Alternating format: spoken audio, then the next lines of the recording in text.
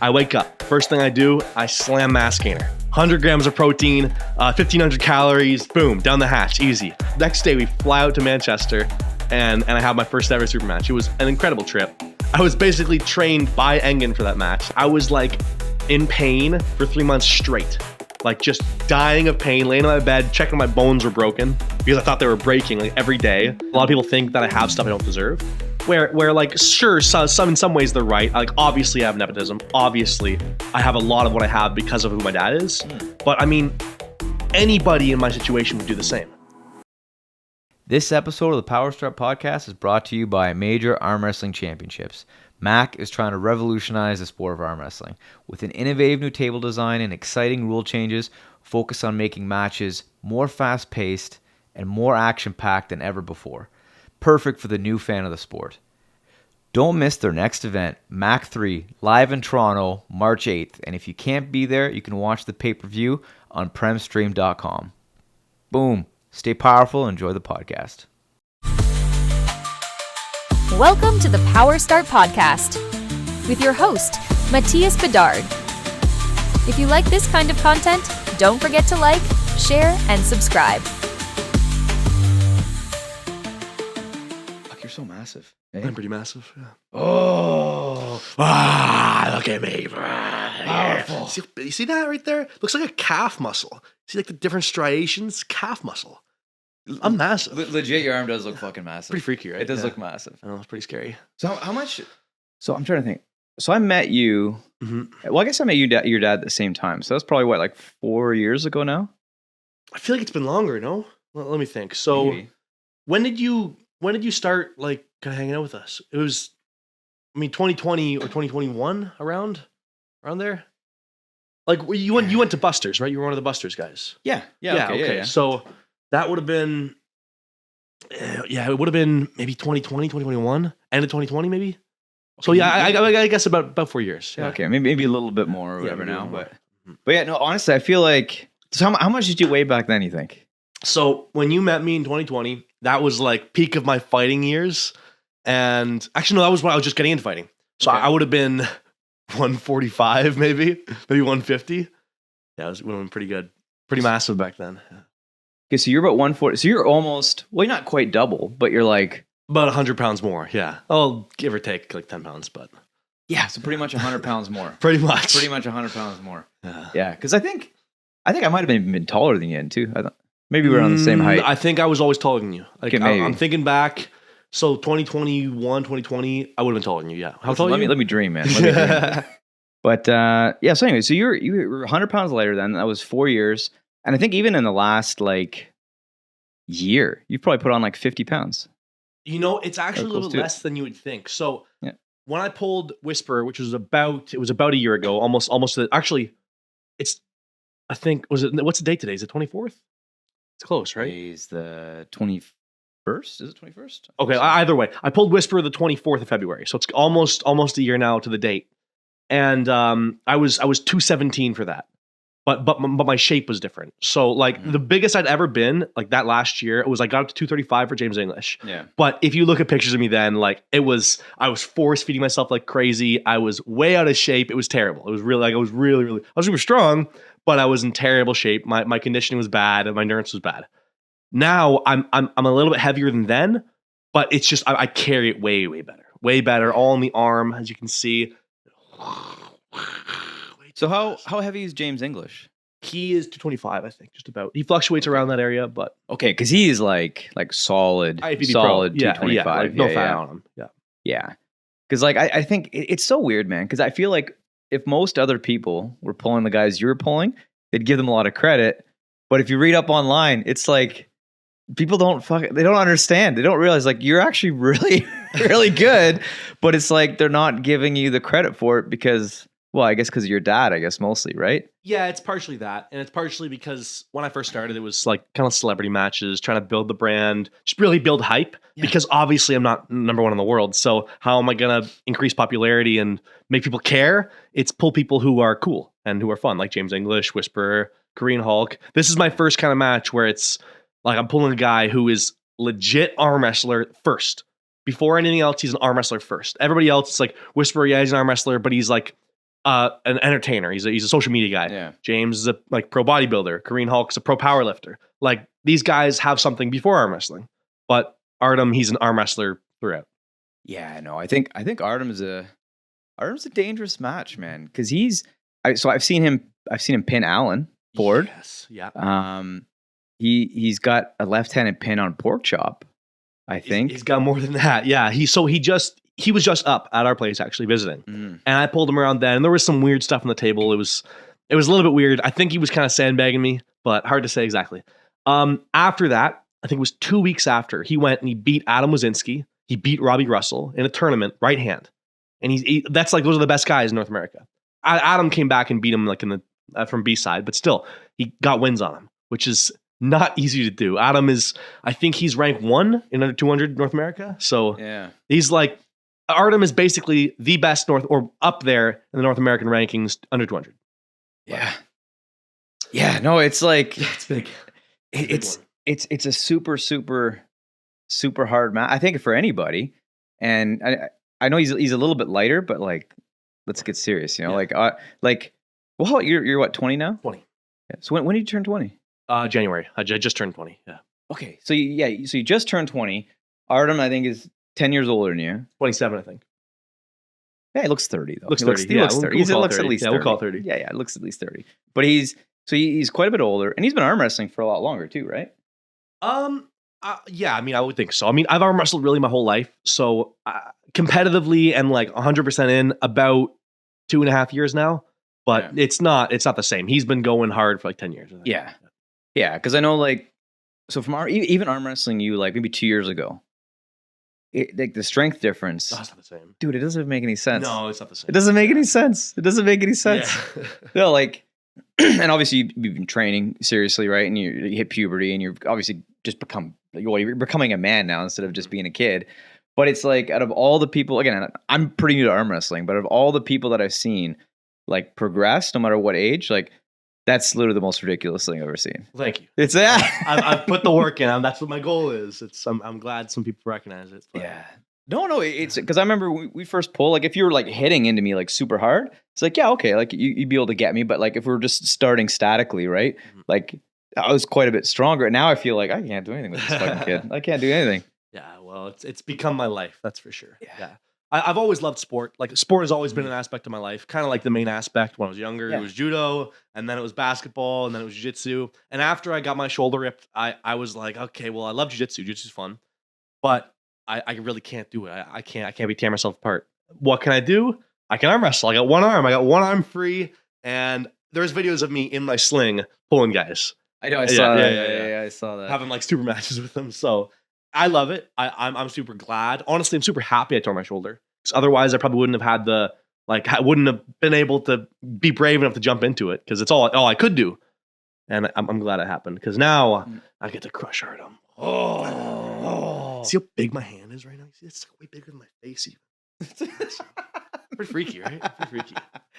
Yeah. So I guess you were doing jiu-jitsu for a bit. So when I think when I first met you guys, you were just starting to get into jiu-jitsu. Just starting, right? Yeah. So you've been doing jiu-jitsu for about, what do you figure, like a year? I did it for about 2 years. 2 years? About okay, 2 years. 2 years. But I did like 7 years of judo before that, so I came in pretty good. Okay, like, I didn't know that. I didn't know you did. Yeah, no. When I was younger, I did judo for a very long time. Yeah, because your dad did judo too. I think he did. Right? Yeah, he went to brown belt actually. He got like all the way up to brown belt, I think. So what did you get up to?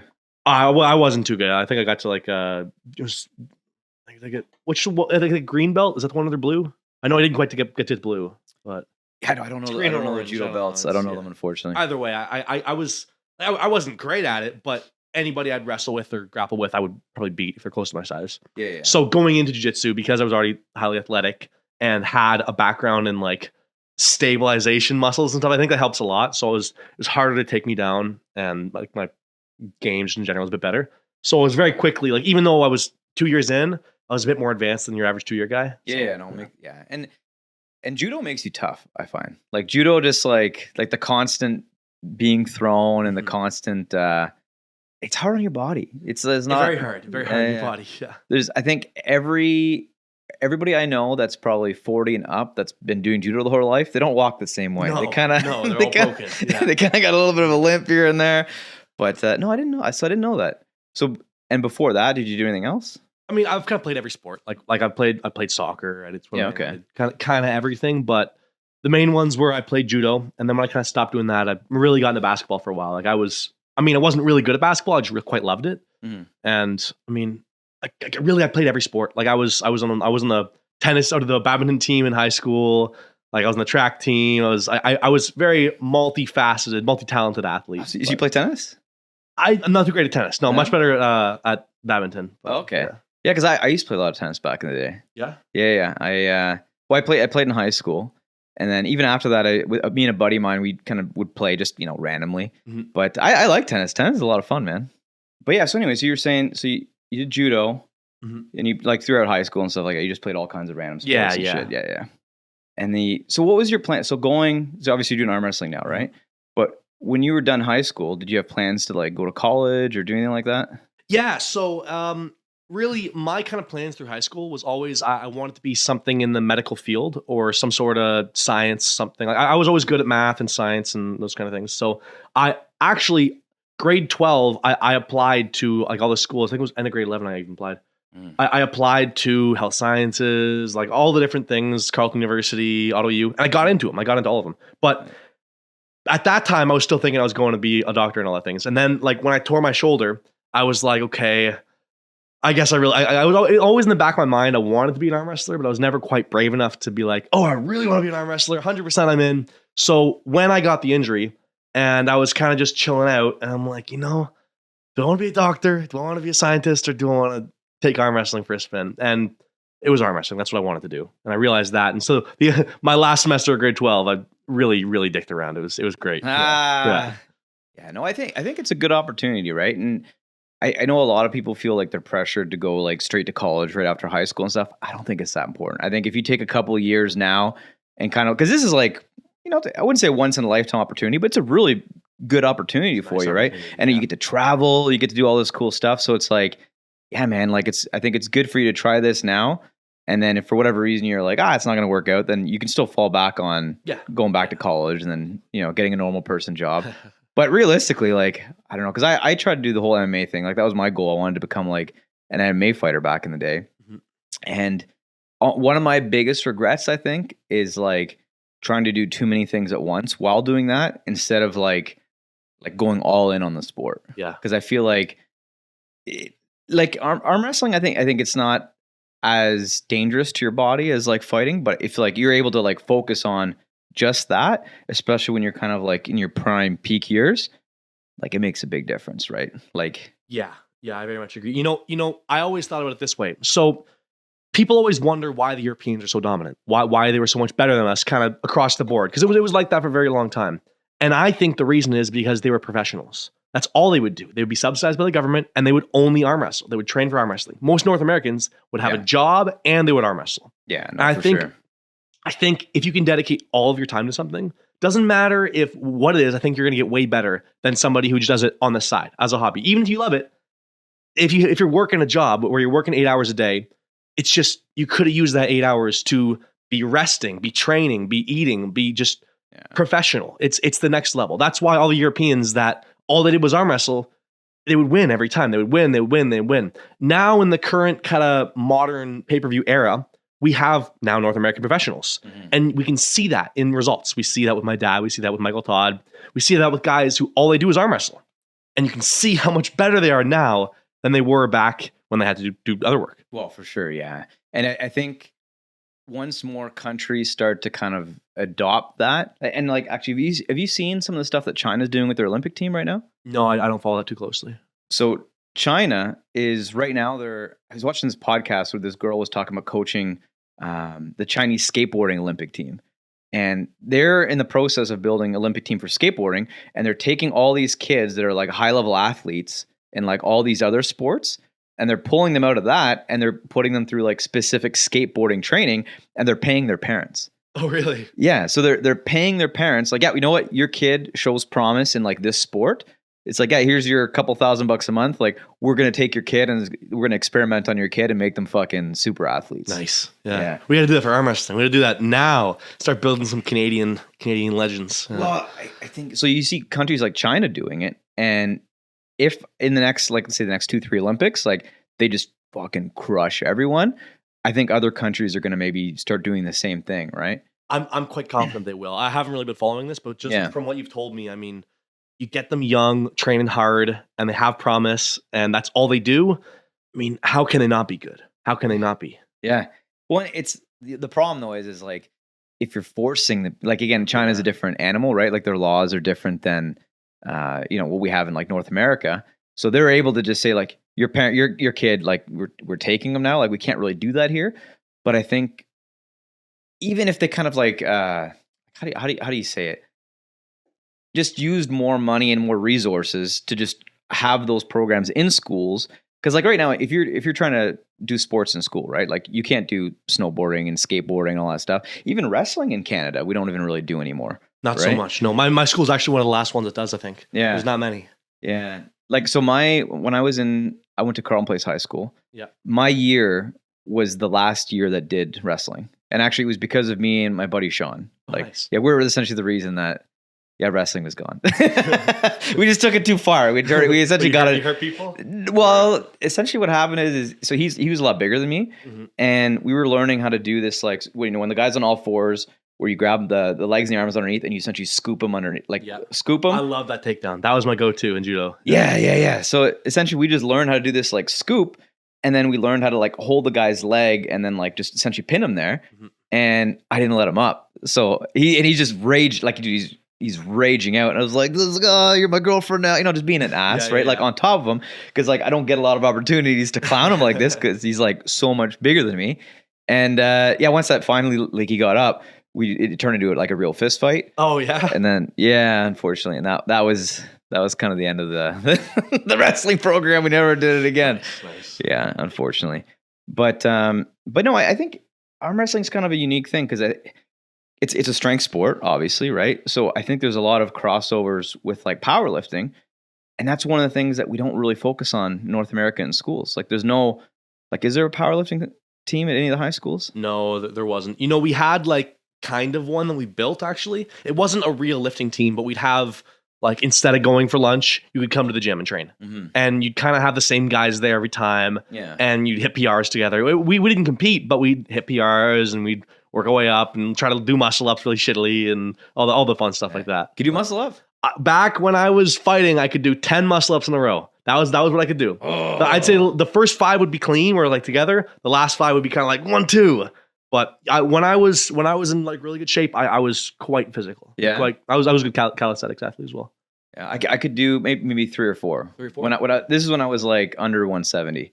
I could do 3 or 4, but I was under 170 as well. Yeah. As soon as I started bulking and getting into arm wrestling, no, it changed. Yeah, but it was I spent I think probably like 8 months to try to do a muscle up because I had it in my head. Like my buddy Terry was showing me how to do them. Yeah. And he's like, oh, you just do like this, and he's showing me to do like the one arm, then the other one, and progressively. And it took me about like I think 8 months to do because I never had like strong upper body. Like I always had really good deadlift, really good squats. But like honestly, like until I started arm wrestling, I don't think I ever really did like a lot of arm workouts. Period. I'm total opposite. Total opposite. Yeah. My deadlift and squat were so crap. But I could always like even without training, I could always do like really high clap like pull ups and stuff. And I was just good at pull ups just because I liked them. I did a lot of them. Yeah. And then one of my friends who could do muscle ups was like, hey, you could probably do a muscle up if you're doing those high clap ones. And he kind of showed me, and I got it pretty quick. But then I was like, all right, I want to do 10. And I trained basically a whole semester, like in fitness class, just hammering out muscle ups, pull ups all the time. And I got pretty good, but now it's terrible. Now I can do like 10 pull ups, maybe. Can you do muscle up now, you think? No. No way. I should try it. My issue is I think my shoulder might not be able to handle it, but right. Yeah, no, it makes sense. Maybe. I mean, I couldn't do it now, but I think I could train to it. Maybe get there again. So you're lifting right now. Are you just doing like the single stuff, or are you still doing? Yeah, so I'll walk you through exactly how my training regime kind of goes. Yeah. So I wake up. First thing I do, I slam mass gainer. 100 grams of protein, 1,500 calories, boom, down the hatch, easy. So after that, I normally go for my kind of singles. This is more recent in this last kind of strength phase I've been doing. So I'm doing singles. What I do is I have a roll, I have a rise, I have a high roll, and I have a straight cup. I do those 4 exercises. And how I'm kind of doing it is I have a chest clock. and I have a minute 30 on the board. So I go minute 30. That's my time where I just sit, I catch my breath, I drink some water, I maybe grab some snacks, maybe grab some trail mix or something. But once I finish that, then I'm back to my whole cycle. I do the whole cycle, minute 30, whole cycle, minute 30. And now it's not that I'm doing the same weight every time. I start 20 pounds off my max. And every time I lift it, I add a 2.5 pound weight. And I work my way all the way up, time my PR. And then if I feel good, I do one more round of PRs. And recently in the last bit, it's like been every day I'm hitting a new PR. It's like Michael thought, every day is a new PR. But like really, my form isn't slacking. It's doing really well. So after I do that, I get some food, I break, whatever.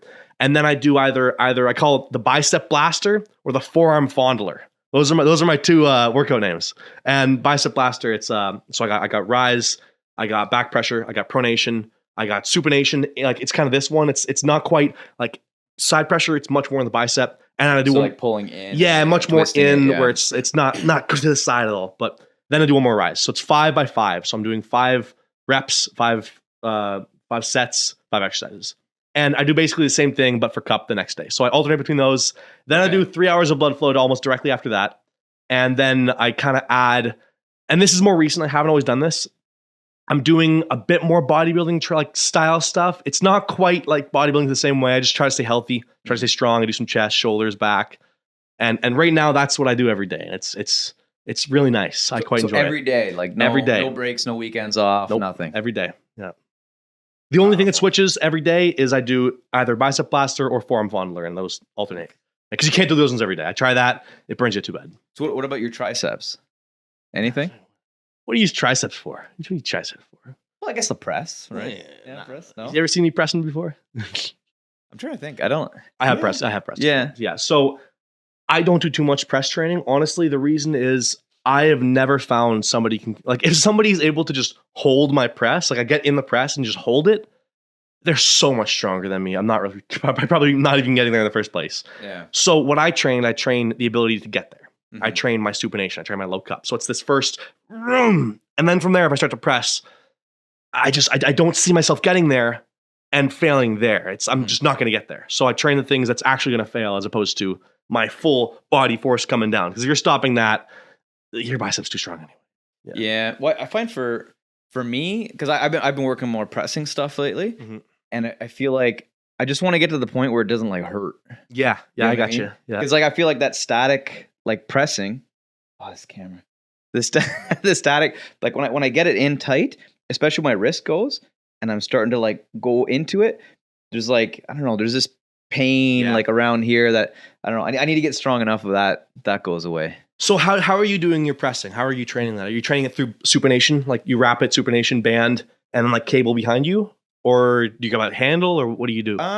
So I do a couple different things. So like right now, I have I have the handle, and I try to do like just some side pressure stuff, right, just to kind of get things tight up in here, and then I'll have the band, like well, first I'll do it with the band behind, just kind of a couple times, and then I'll do weights on the whatchamacallit, the cable. Gotcha. And I'll just kind of like, do with that, but just essentially holding it like statically in one position and then using my body to kind of go forward just to kind of tighten things up. I don't know if that's, I'm doing the right stuff there for that, or. I trained that for about 2 years. I trained that, like I trained singles for that. I would do singles, and my issue is it started to just really hurt me. Like I got to the point where, like we were saying, like you want to get rid of the pain. My pain was getting worse. Like it was getting progressively worse, where it was spinning me out. It was too much pressure. It was too much pressure through the bone.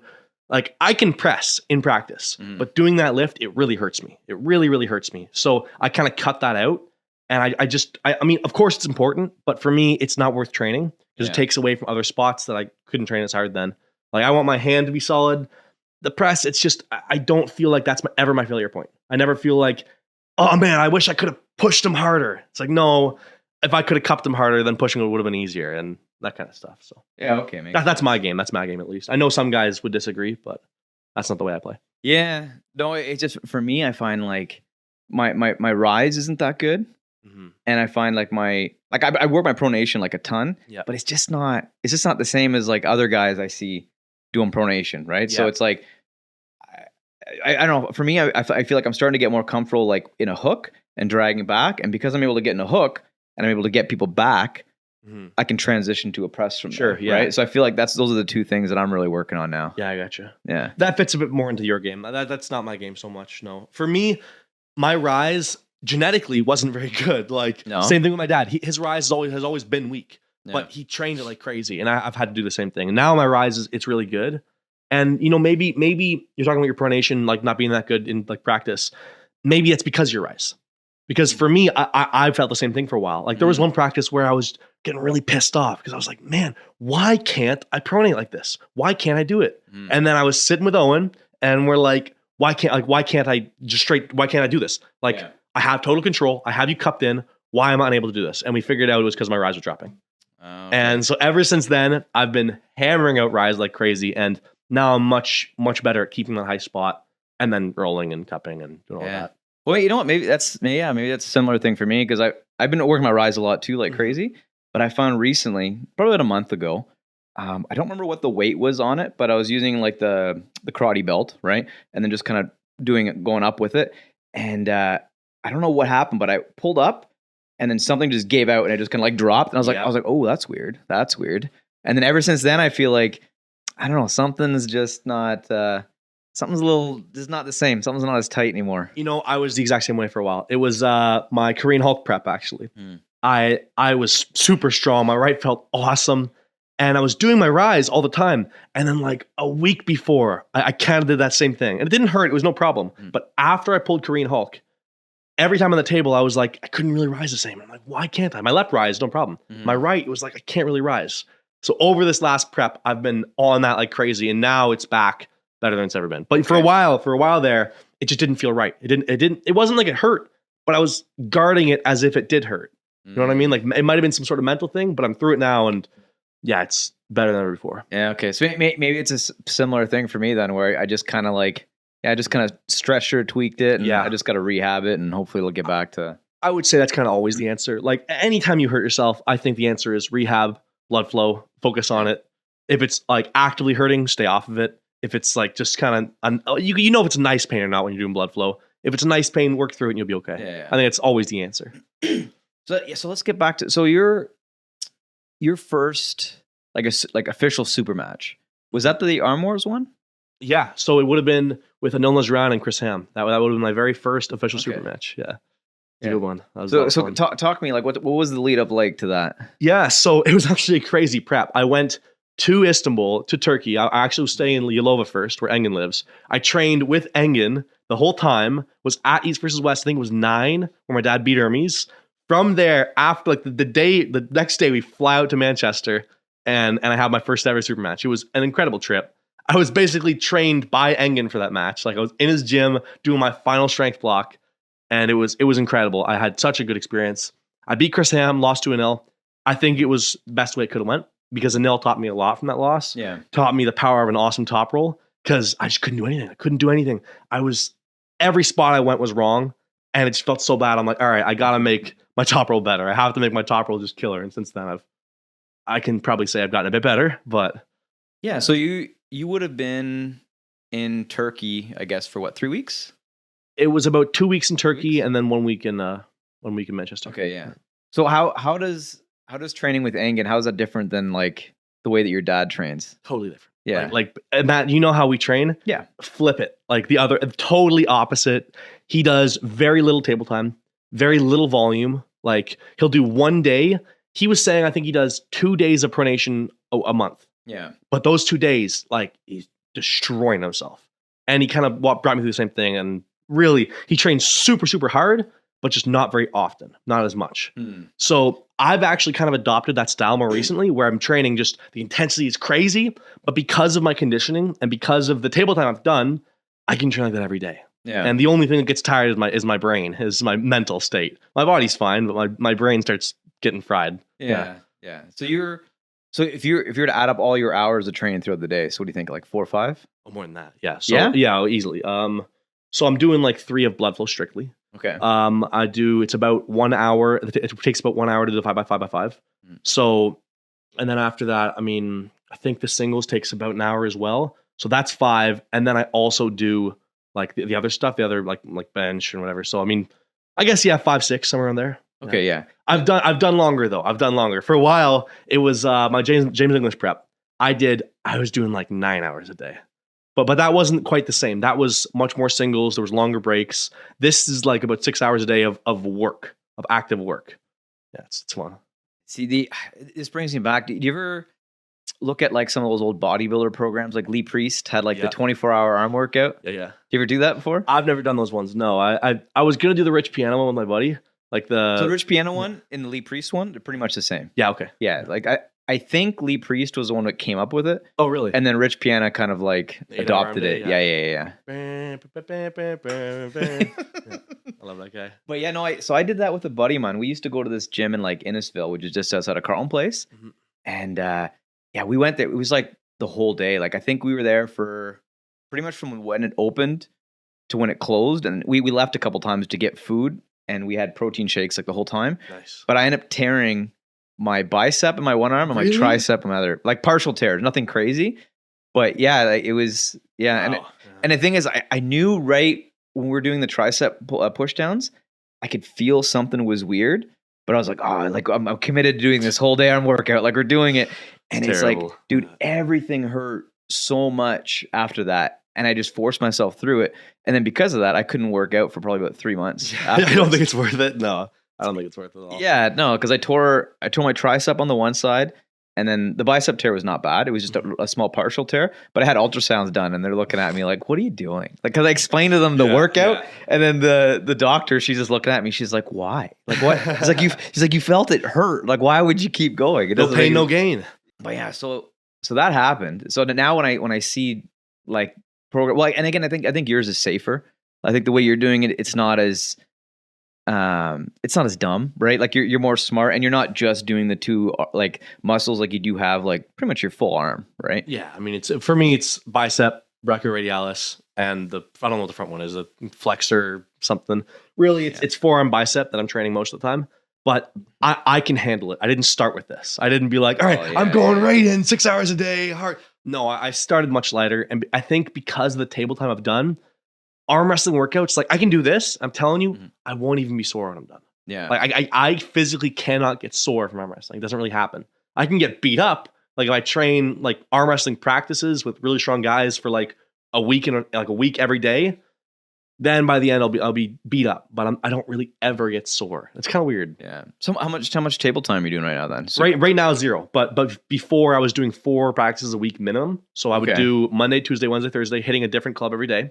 And then normally I would have one day where either Matt Oliver would come over, Blake would come over, Alan Ford would come over. Like guys who are either my level or above would come over, and we do kind of one-on-one sessions. And so at least 4 to 5. So Blake and Matt, they have a match coming up. They do have a match. I'm so excited for that one. I'm so excited. Who do you think? Who do you think's going to win? Who do you think's going to win? I bounce back and forth on it. So my thinking is Blake is more explosive. He's got a killer top roll, killer press. But Matt's hand, I think, has a slight edge. I think Matt's hand is a little bit better.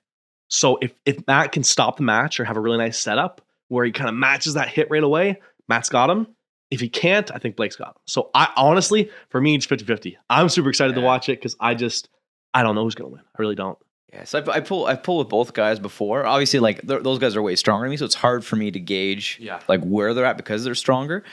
But from what I can feel is I feel like Matt probably has more static strength. Yes, exactly. And then like you're saying, like Blake's obviously super explosive, right? Like I think you're right though. I think if Matt is able to stop it or at least like slow him down or wear him out in the setup, then it's gonna be good. Yeah, it's gonna be real good. That's gonna be good. There's a lot of good matches. A lot of good matches.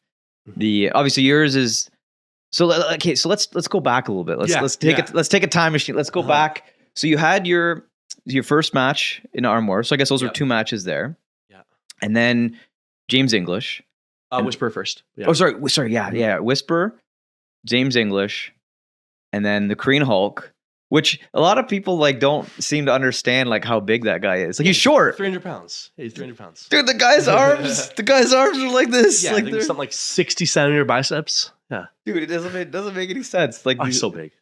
And then so I guess between you and Artem, how did that match even start? Were you guys talking shit to each other or something? Or I mean, kind of. I've always been a huge fan of Artem. I think he's really good. I think he makes some funny content, so I've always liked him. And he was talking about coming up to train, and we pulled, and I'm like, this could be a match. Like, I felt good. I'm sure he felt good too. And we kind of hung out, and I really like him. And I'm like, like after he left, we were trying to set some stuff. At that point, I was still trying to set a match with a Basarana. Like, I was still trying to get that to work out. It wasn't going to work out. He didn't seem ready. He turned it down. It was too bad. I really wanted that match. But then I was like, man, I'm kind of just here. I got no match. Who should I pull? And I'm talking to Art. I'm just talking to him like regularly. And I'm like, oh, you don't have a match? And he's like, yeah. So we kind of set it up from there. It was very casual. And then we're like, oh, I guess we'll get this started. And Okay. yeah, it was really good. It was really good. Yeah, see, I thought it. I'm trying to remember now. It was either I don't remember who was the one that said I think he might have said something first. That was after we already kind of verbally agreed to have a match. We were we really want to have a match together. Let's see if people care. Let's get some hype going. And yeah, it was really good. And then it's gonna be on a Mac table. Mac table, yeah. So, I love the Mac table. I really do. Yeah. So do you think there's anything about the Mac, because the Mac table and the rules are a little different than most of the other rule sets that are out there? Is there anything that could sway the match in one way or another because of the table, you think? Yeah, definitely. So I would say my advantage lies outside of straps against Artem, just in general, because I have a longer arm, bigger hand, and I'm more top roll dominant, where he's going to probably hold on. So I would prefer there to be more outside of strap rounds, but that's just not going to happen. Like, if he asks for straps, I think we just get straps, and I'm sure he will. He's not an idiot. So yeah, well, and the way the rule set is as soon as you're straps, the rest of the match is straps the rest of the time. So I likely will have to pull him in straps every round, which isn't terrible. I love straps, but it's just stylistically it benefits me not to be in them. Another thing that probably helps him a little bit is if I can flash pin him, it's not a match, but he is good at flash pinning. And the pads, because they're a little bit higher, the pin pads. That's right. Yeah. It just gives him a little bit more of an advantage to hit. He doesn't have to go as far. And because of his weird style where he's always hitting and he can kind of even hit without his wrist, he's got a chance to, even if I get control, to kind of just finish me really quick. So I have some advantage in the set because it's very strict. So I'm able to use my naturally longer arm to just negotiate for a better position, where I'm not cheating. I just have a longer arm. So it benefits me in ways where I'm going to have a kind of higher webbing. My thumb's going to be a bit more clear, just how it's going to be. So I'm really looking forward to see if I can get my spots and stop him before he rips through me. But yeah, I'd say this table benefits him, but I'm still very excited to try it because I love freedom, and the pads being this big, it's almost like freedom. Yeah, I like the bigger pads. That was when Ian first showed me the table. That was then, and it's changed a little bit since version 1. Because version 1, actually, you would have really liked version 1. I pulled him version 1 actually. Yeah, he brought it to the club. So did you know that the version 1 table, you could actually put your hand? Okay, so you figured it out too, right? I pulled on it. Yeah. And we found some spots very quickly. We were like, all right, Ian, you gotta change these parts now. You could wedge your elbow off the front and have infinite rise. Yeah. Because you just don't move any further. So you post off it. It was nice. Now you can't do that. Now it's when you go up the side, you just actually go up the side and you get a foul. But. Yeah. No, but there was the spot that I noticed is that if you pulled your arm back, and even I have a really short arm, you could actually lean against the side a little bit, and it would actually make you really hard to pin. And there was a couple of guys when I was playing with it that were obviously stronger than me, and I got them there, and I was like, okay. And you can see it. At first, Ian was like, oh no, you can't do that. You can't do that. And I was like doing a little bit. He's like, okay, we do have to fix that. But so yeah, no, that's interesting. So because he's got a lot of side pressure, right? That's the big thing. He's got the whole, the Todd Hutchings, what do you want to call it? Training methods where it's a lot of side, a lot of straight over. And I think because the pads are bigger, that probably gives him a bit of an advantage too, because he has more space to move, right? So essentially, as soon as he gets that side pressure, he can really drive in. And like you're saying, because the pads are a little bit higher, yeah. There's one more thing that also benefits him a little bit is you can't quite kings move the same on this table as you can other ones. That's true. Yeah, because there's no dip off the pad. The pad is just flat with the table, so you kind of go flat, and you can't even though decline humorous foul is a foul, you can still normally use it in most leagues where you drop a bit and come back up. This one, you can't really drop. You can't really do it. Yeah. And because the pads are just a tiny bit higher, that last inch in the King's move is normally where it stops. And because we have that, I think it's almost an inch removed. you probably won't see me Kings move. If I'm Kings moving, it's a last ditch effort. It's not a good choice. I expect you can't really Kings move in this table. I don't think so. I think you can a little bit. Yeah. But yeah, like you're saying, like you can't. The whole, when you're really dipping down in winning position, where you're like dip down and you're bringing it over. Yeah, you can't. It's not the same. I think in losing position you can, but yeah, you have to stop it a lot higher. Yeah, a lot higher. So maybe like, well, your dad might be able to do it a little bit better because he's got like the T-Rex arm. Yeah. For me though, I mean, look at that straight arm, totally straight. So I got no bone lock. Bone lock. So yeah, so for him, because his arms are like that, so maybe he'd be able to do it a little bit better. And there's a couple other guys whose arms are kind of like that as well. But even then, because if you watch it, some of those, like even Michael Todd, if you watch where he stops it, it really is right across the pad. So it's like, if there's that other, extra 3/4 of an inch, maybe not, right? Maybe not. Unless people adapt and they're able to start figuring out ways to hold it a lot higher, maybe. There is ways to do that. It's just, it's not as easy. It's not as easy to do. There's tricky things you got to worry about. But I think it's still possible, but that's not my go-to. My go-to is, I'm going to be totally honest. Like, I'm sure Adam knows what I want to do. I'm going to post. I'm going to get his wrist cracked, and I'm going to get it tight so he can't drag through me. I think that's how it's going to be. If he can block me in those moves, I'm probably in trouble. But really, his game, I mean, we kind of know how this match is going to go. It's he's going to try to hit. He's going to try to get control and rip through me. And if he doesn't, and he tries to just hold, I mean, I'm going to gas him out. So it's kind of like, he's not going to slow down, because if he does, I'm going to out-endure him, and he's going to have to hit and beat me quick. And if he doesn't, I'm going to win. But we'll see. It's 3 out of 5, so I don't have as many rounds as I'd like. I would like to 4 out of 7, but I will concede in some spots, because he wanted the weight class. I told him no, so I'll concede the amount of rounds. Okay, so it's best out of 5 then? 5, yeah. Okay, so 1st to 3 then. 1st to 3. Okay, and so are you guys going to finish the 5 if? I mean, I would. I'd finish the 5. I don't think we need to. Like, it depends how it goes. I mean, if I'm killing him, we probably won't finish them all. But if he's willing, I'll do all 5. Yeah. Okay. Yeah. And so was it his idea to do the 5, or you wanted 7? You said I wanted the 7. He wanted the 5. Yeah, and he's like 5. It's like he's like, I conceded them. Like, your weight, you can be as big as you want. We're doing 5. I'm like, that's fair. Yeah. And I like him, so I think it's fair. Yeah, no, and I think it's good. I think best out of 5 is good. But I would have liked to see 7 though. To be honest, me too. Yeah. So so best out of 5, and I guess I'm trying to think now. Yeah, there's so many other matches on that card. I should have really pulled them up, but maybe we talk about them I remember afterwards. pretty much all of them. Yeah. Another one I'm looking forward to is Pork Chop and Jerome Loud. That's really exciting. Yeah. Because Pork Chop, I mean, that's one of our guys. That's a high hooker. One of my favorite training partners. I love to pull with him. So I'm hoping he can beat Jerome, but Jerome is diesel strong.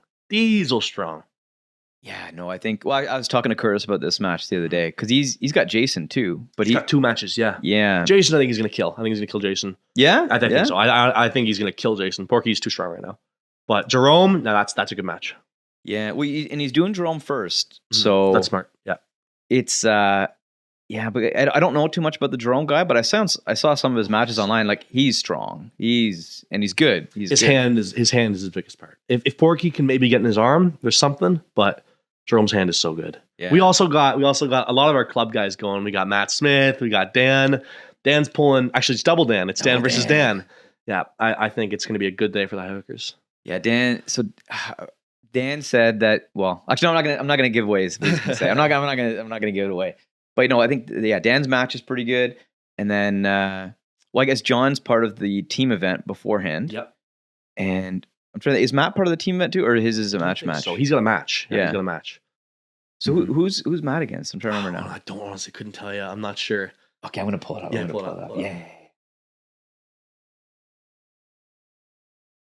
But yeah, no. Overall, because I know we talked about having the matches a little bit smaller initially, but the event just kind of, because the event initially was going to be a smaller event, but it's just kind of blown up, and it's pretty massive now. Yeah, we have Coach Ray coming down too. Yeah, Brad Grundy. Yeah, that's a good one too. Doug Allen, Alan Ford. That one I'm looking forward to as well. Alan Ford's feeling awesome right now. I've been pulling with him plenty. He's feeling super strong. So. Okay, so Matt Smith is going against Mike Hitt. Mike Hitt. I don't know who that guy is, unfortunately. Me neither.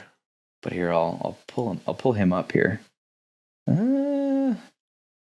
See if there's any records or anything on him. No, nothing on him yet, unfortunately.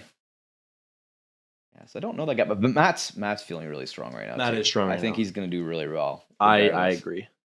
Yeah, and then sorry, Dan. The Dan that Dan's going against is Dan Schwartz. Dan Schwartz, the nightmare. The nightmare. That's Dan right. Schwartz. That's right. I've pulled with Dan Schwartz a couple times now. I think our Dan's got him. Yeah. I think so. Good match though, but I think it's gonna stop, and I think Dan Schwartz can get bled out.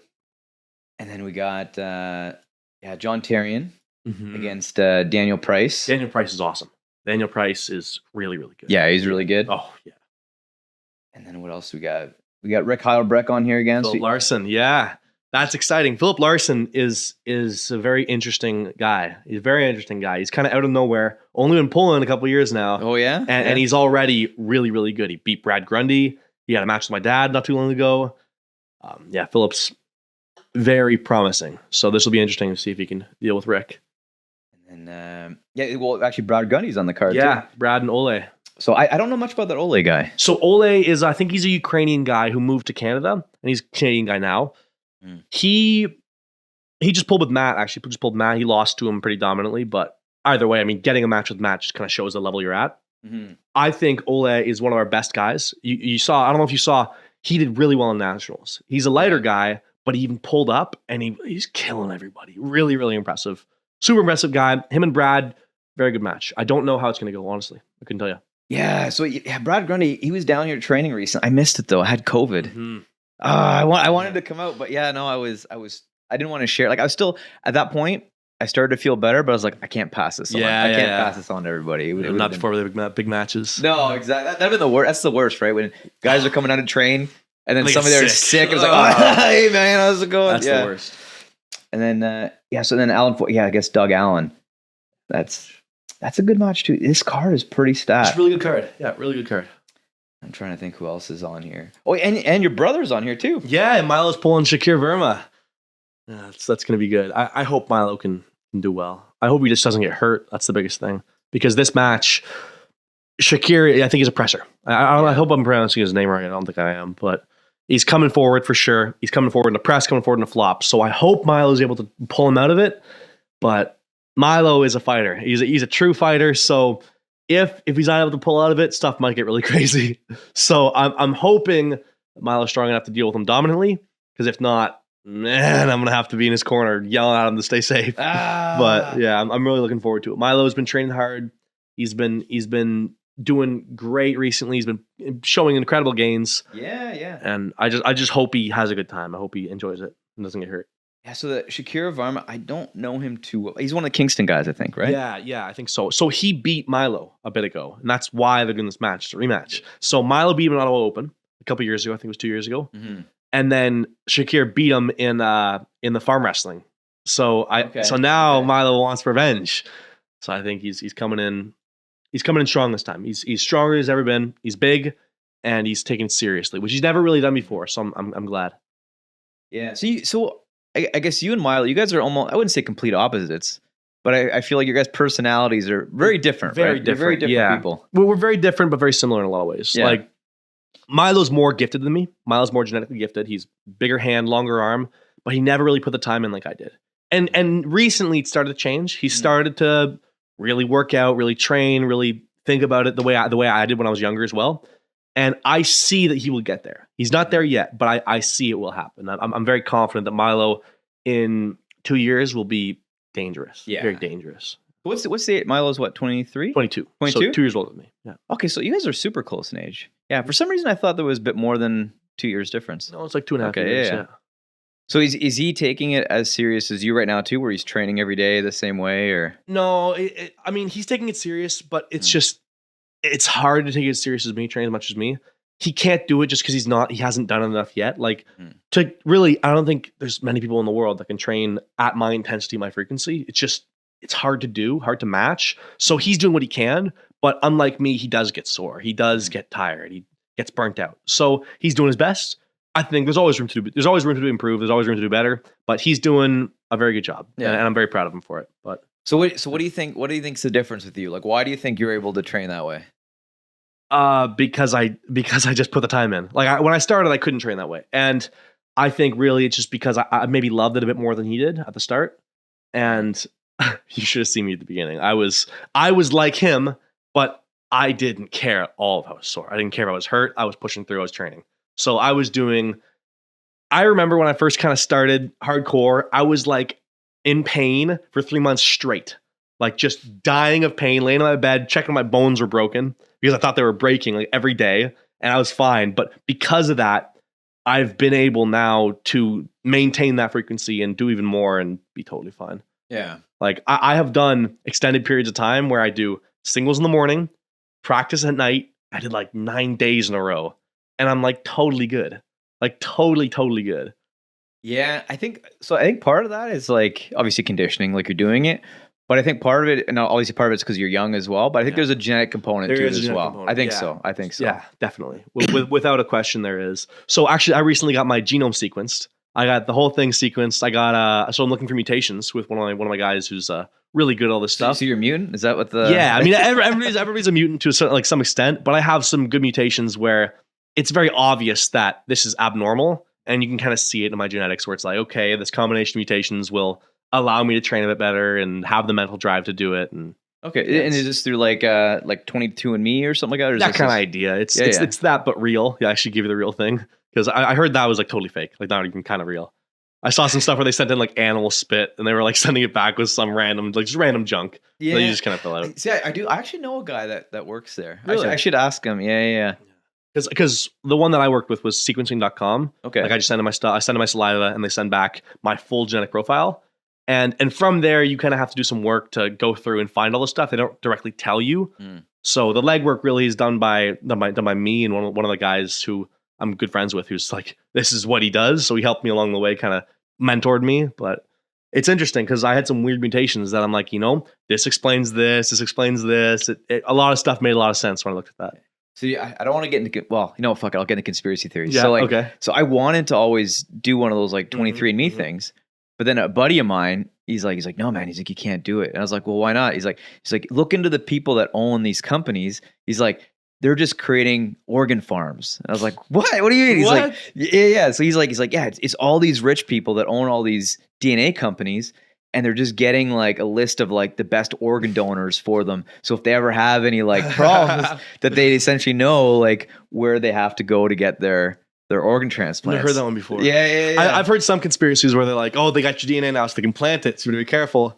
But I've never heard that one. That one's interesting. Yeah. And it's, I forget the guy's name now. So there is a dude, he's a rich dude, but he's super obsessed with like longevity. Brian and Johnson. It's not him. No? There's another guy, another rich guy who's is similar than him, but he's more like low key.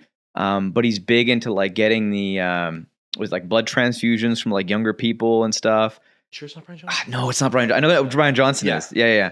But Brian Johnson is a weird case because like, that's so cool. Yeah. He's he seems like an interesting guy. Yeah. But I feel like how old is he? Like mid 40s? I think he's older. Late 40s? I think he's almost 50 something. 50? But it's like you look at him and it's like, I don't know if I want to look like. I don't. You know what I mean? It's like, yeah, I know what you mean. It's like he does all this. Like he's obviously jacked. He's obviously like super low body fat. But he kind of looks like a vampire a little bit. Does look like a vampire. Yeah. I love Brian Johnson. I follow all the stuff he does because I'm sure a lot of it he's doing really good. But yeah, I mean, to the level he does it, I would never do that. I take some of the stuff he does and I implement it, like some of the red light therapy stuff. I think it's interesting and good, and I think it's worthwhile. Yeah. But to the level he's doing, I think it's going to turn you into a vampire. I think I think he is. He is. I don't know. Maybe he files the fangs down, but I feel like Well, he got veneers. His teeth aren't even real anymore. So they replaced his vampire fangs. They were growing in too much, so he's like, oh, just whatever. But I think his routine, it's like $20,000 a month or something like that. It's like $200,000 a year. Something crazy. Yeah, or maybe it's even more than that because I believe he's got like a web app or a website where you can join and it shows you like his whole plan or something like that. Like Blueprint, I think is what it's called. Yeah, it's pretty cool. But it's I don't know. Hey, somebody's got to do it. I'm glad it's not. I'm glad it's him. That's pretty cool. Yeah. Because maybe he will live to like 150 or 200. Maybe he will. And then it's like, okay, well, what were the important things? Let's take those and live together. Yeah. Well, I remember reading something that I believe that people that are between, I guess like under 50, I think now, or under 45, something around that range, allegedly you're gonna have the first person that's gonna live to 200 Yeah, I've told this. or 180 or something. It's something close to that. But yeah, like, they say that like the person who's doing that's already been born. They don't know who it is, but yeah. So there's somebody, because I'm trying to remember now what's the oldest person now? Like 120 something. Something, like 126 or something like that. So yeah, so they think there's somebody who's going to be able to do almost 25% more than that, or I guess a bit more than 25%. Might be him. Yeah, might be him. I think he's out of that though. Is he out of it? Okay. I think he is. I think he is. Well, maybe he'll push the envelope a bit, and maybe it's his kid, maybe it's his son. Yeah, but with a lot of like the new like DNA type therapies that are coming out, maybe there's hope for older people too. Because like I know that there's there's the bacteria one where they have essentially like I think I know about this stuff. Yeah. Okay. Yeah. I'm friends with the guy who's like the forefront of all of this.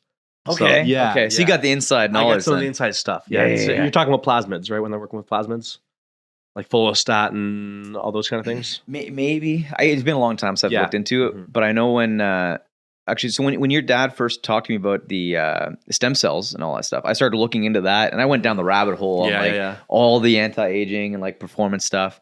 And there's some cool stuff that's like, I believe there's certain countries that are like implementing it in their militaries now. So I believe that like China is it, and again, maybe this is like just rumors or conspiracy theories, but I believe they're already working on like super soldier kids or something. I wouldn't be surprised. I would not be surprised at all. I would be surprised if they don't already have them. Like a lot of the fighters, like I know there was some guy, I'm not too good with names, but there's some guy where they think they already genetically altered him because the way he healed, the way he like, or he could have been on crazy steroids, who knows? Yeah. But I would not be surprised if in the next decade or not, maybe even less, it's like very common practice that everybody's taking it, everybody's genetically altering themselves all the time and taking these different proteins that are making them live forever and be better. And I don't know. Yeah, well, I think it's interesting, right? Because like I know you have testing in some sports, and some sports don't have testing.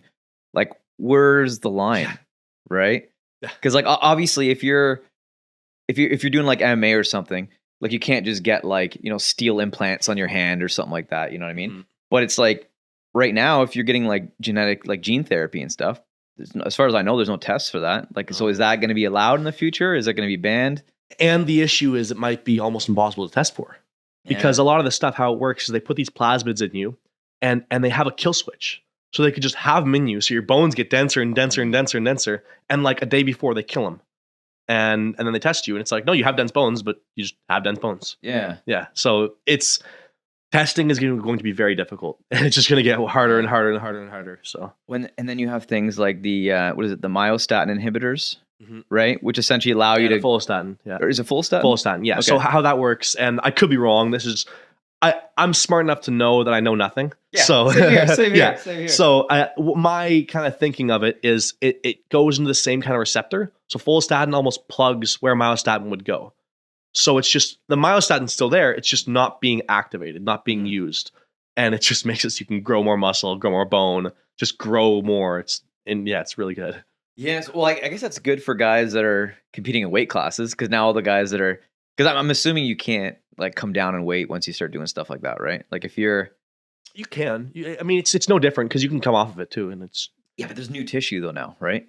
Because now because I guess the way that it works is if you have less myostatins, the limits on how much muscle tissue you can grow kind of goes away, right? I think so. I don't think it's quite that simple. I think there's a bit more to it, but. I just know they give it to elderly people and it makes their bones stronger, like 3 times stronger and stuff. It's not just like a little bit stronger. It's like way better. So I think in general, it's just beneficial. It might not make you too much heavier because you can come off of it and might kind of revert to original status. But it depends how long you took it. You take it for too long, you might become like Ronnie Coleman because he had a myostatin deficiency. So that's kind of the same idea. He had really myostatin deficiency? Yeah. So do you know about the bullwhippets? Bullwhippets, no. Okay, it's these dogs that have mutations in their myostatin where they become like overly muscled. Like I've seen the cows. Yeah, the cows have like some that. cows have it too. So it's called a myostatin deficiency. It's Ronnie Coleman was like that. So you look at that guy and you look at him even before when he's in the police force, not even like a pro bodybuilder. His size was just unbelievable. It was like, and he claimed natural, which might have been true. Because of his myostatin deficiency. And if you look, it's possible. It's possible. There's a few guys like him though, right? Because around that time, do you know who, what is his name? Vic Richards? No, I Remember don't him? No, I'm not sure. Oh, okay. I'll see if I can pull him up here real quick. Vic Richards, I believe, is probably one of the. I mean, he might have been around the same time as Ronnie Coleman. Yeah. But obviously Ronnie Coleman, Vic Richards, and like Doreen Yates, like Doreen those Yates. guys were the original like mutant guys, right? Like they're bodybuilders that like look like they ate other bodybuilders. You know what I mean? But I believe Vic Richards was. I don't know if he ever competed that much, but let's see if I can find him. Vic Richards. Let's see if I can find. I think that's his name. Is it not Vic Richards? Oh, I put Viv. Jeez, I can't spell. Vic Richards. I believe that's him. Yeah, this is him. This is him. Big guy. Yeah. So Yeah, he's really big. yeah, so he was apparently. This is him when he was like a kid, like 16 years old. Wow. Yeah. Look at that. Yeah. That's pretty incredible. So he was one of the original like super mutant guys. Yeah. And he was around that same era. Sorry, it's kind of small on the screen here, but Oh, I see it. yeah. And he was one of these dudes that a lot of people thought was like one of the guys that had the best genetics ever. Mm-hmm. And then so there's him beside Dorian Yates. See if I can make this bigger. Oops, I just wanted the picture. I don't want the video. Yeah, no, I see it. Yeah, so like, Freaky. yeah, he's Yeah, really big guy. massive. One massive. did it come out? He wasn't genetically freaky. He just took crazy stuff, or No, I think he was natural for a really long time, Mhm. and then he went on stuff and then admitted to it. He's like, "Oh yeah, I'm not natural anymore because I wanted to go past that." But he was one of those dudes that like was just a freak, and maybe he had the same thing, like Yeah. some sort of myostatin deficiency, because he looked like those dudes without drugs first, right? Yeah. So it's the issue with that stuff, all the myostatin deficiencies and stuff, is when you get older, it takes a toll on you. Like you look at Ronnie Coleman now, he's broken. yeah. Just it's too much muscle. It's too much strength. You break yourself. yeah, And that's very common. A very common thing on follistatin is you get too strong and you'll break stuff and you'll tear stuff because you're just so strong. So it's very interesting. It's like the story of Achilles. You burn out fast and you have an awesome life, but you burn and you're dying soon. yeah. And that's, I think, in general, like the heavier you are, your life expectancy is shorter, right? Like there's not very many people 80 years old that are 300 pounds, right? Not many of them. Nope. Yeah. So what's your opinion? So right now, I think there's starting to be a push. Well, I guess some leagues now are starting to do like drug tested arm wrestling. What's your opinion on that? Yeah. So I think there's a place for both. I think it's really nice. I think it's a great dream. I think it's very possible. I think we can do it. We have to do it right. That's the biggest issue. A lot of these leagues, like WAF, for example, they do it, but they do it wrong. It's not going to work. They test you like there's after. guys. I've seen guys at WAF. There's no way they pass a drug test, and they're just not, and they just won't. But the only way to test properly is do it like how the UFC does, where it's randomized testing year round. They show up, and obviously UFC has its own issues, but the idea of how they do it is really nice. How you just show up and you're tested, and you have to be there, and you got to be clean, or you're done. The only problem is I know that guys in the UFC, like they're still doing stuff, right? They are. So I don't think I think testing, you're not going to get rid of like, I think you get rid of the YOLO guys, like the guys that are willing to do like all of everything and to turn into like, super mutants, right? Mm-hmm. You might minimize on that a little bit. You're never going to eliminate it. Yeah. You can't get rid of it. It's like the Olympics, how it's tested, but of course the guys are on stuff. It's just they can't be on stuff at the same level. Mm-hmm. And it evens the playing field a little bit. So you can't have guys showing up like 300 pounds lean and they'll be like, yeah, I'm clean. Like that's just not going to happen. So it makes it much more realistic for a natural guy to be able to compete, but it's not going to totally eliminate steroid use and drug use in general. Yeah. And especially with all the new genetic stuff, who knows if you even can test for that. So that's what I was saying, right? If you're doing stuff like, inhibiting myostatin and things like that, like there's no way you could even test for it unless you had like, well, I guess it's DNA, like the genetic passports. You could kind of do stuff like that. But like the guys now that, they do everything they can at the beginning and then join the pool. Now it's like, okay, somebody who's never done anything, they can't. I wouldn't say you can never compete, but I feel like harder to. Yeah. Yeah. In a strength sport, it obviously makes a lot more difference because like I know in MMA, in the UFC and stuff, there are dudes that are natural that are competing at like a super, super high level. Like there are guys that are doing it.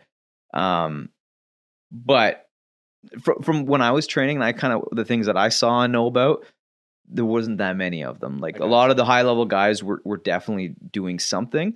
And even when they did the USADA, I think USADA just changed the way the drug testing was done, or sorry, not the way the drug use was done. Because now the guys that were doing like cheaper things, they couldn't get away with it. But there were guys that were more on, doctor monitored plans. Yeah. Those guys now could. So like USADA, from my perspective, it just kind of put, it limited to who can get away with it now, right? If you made a lot of money, I guess now you can get away with it, versus like before, if you didn't have that much money, you were still able to kind of get away with it, right? It's tough because the dream is really nice. The dream of natural arm wrestling and natural sport is really nice, where it's the best people win. But there's always going to be performance enhancers. It's always going to be there. So I think there's a happy balance where everybody just kind of agrees not to go crazy. And I mean, it's a nice dream, but that's never going to happen, of course. So I think we will come up with good tests that work mostly catch most people. And it's more used as a deterrent to go crazy than any kind of real test. So I hope that's the future. I can't say if it's going to work, but I think that would be nice. Because right now, one of the biggest issues I see with arm wrestling is how many parents are going to want their kids to go into the sport. You look at it and they look at the top guys and everybody's just a freak.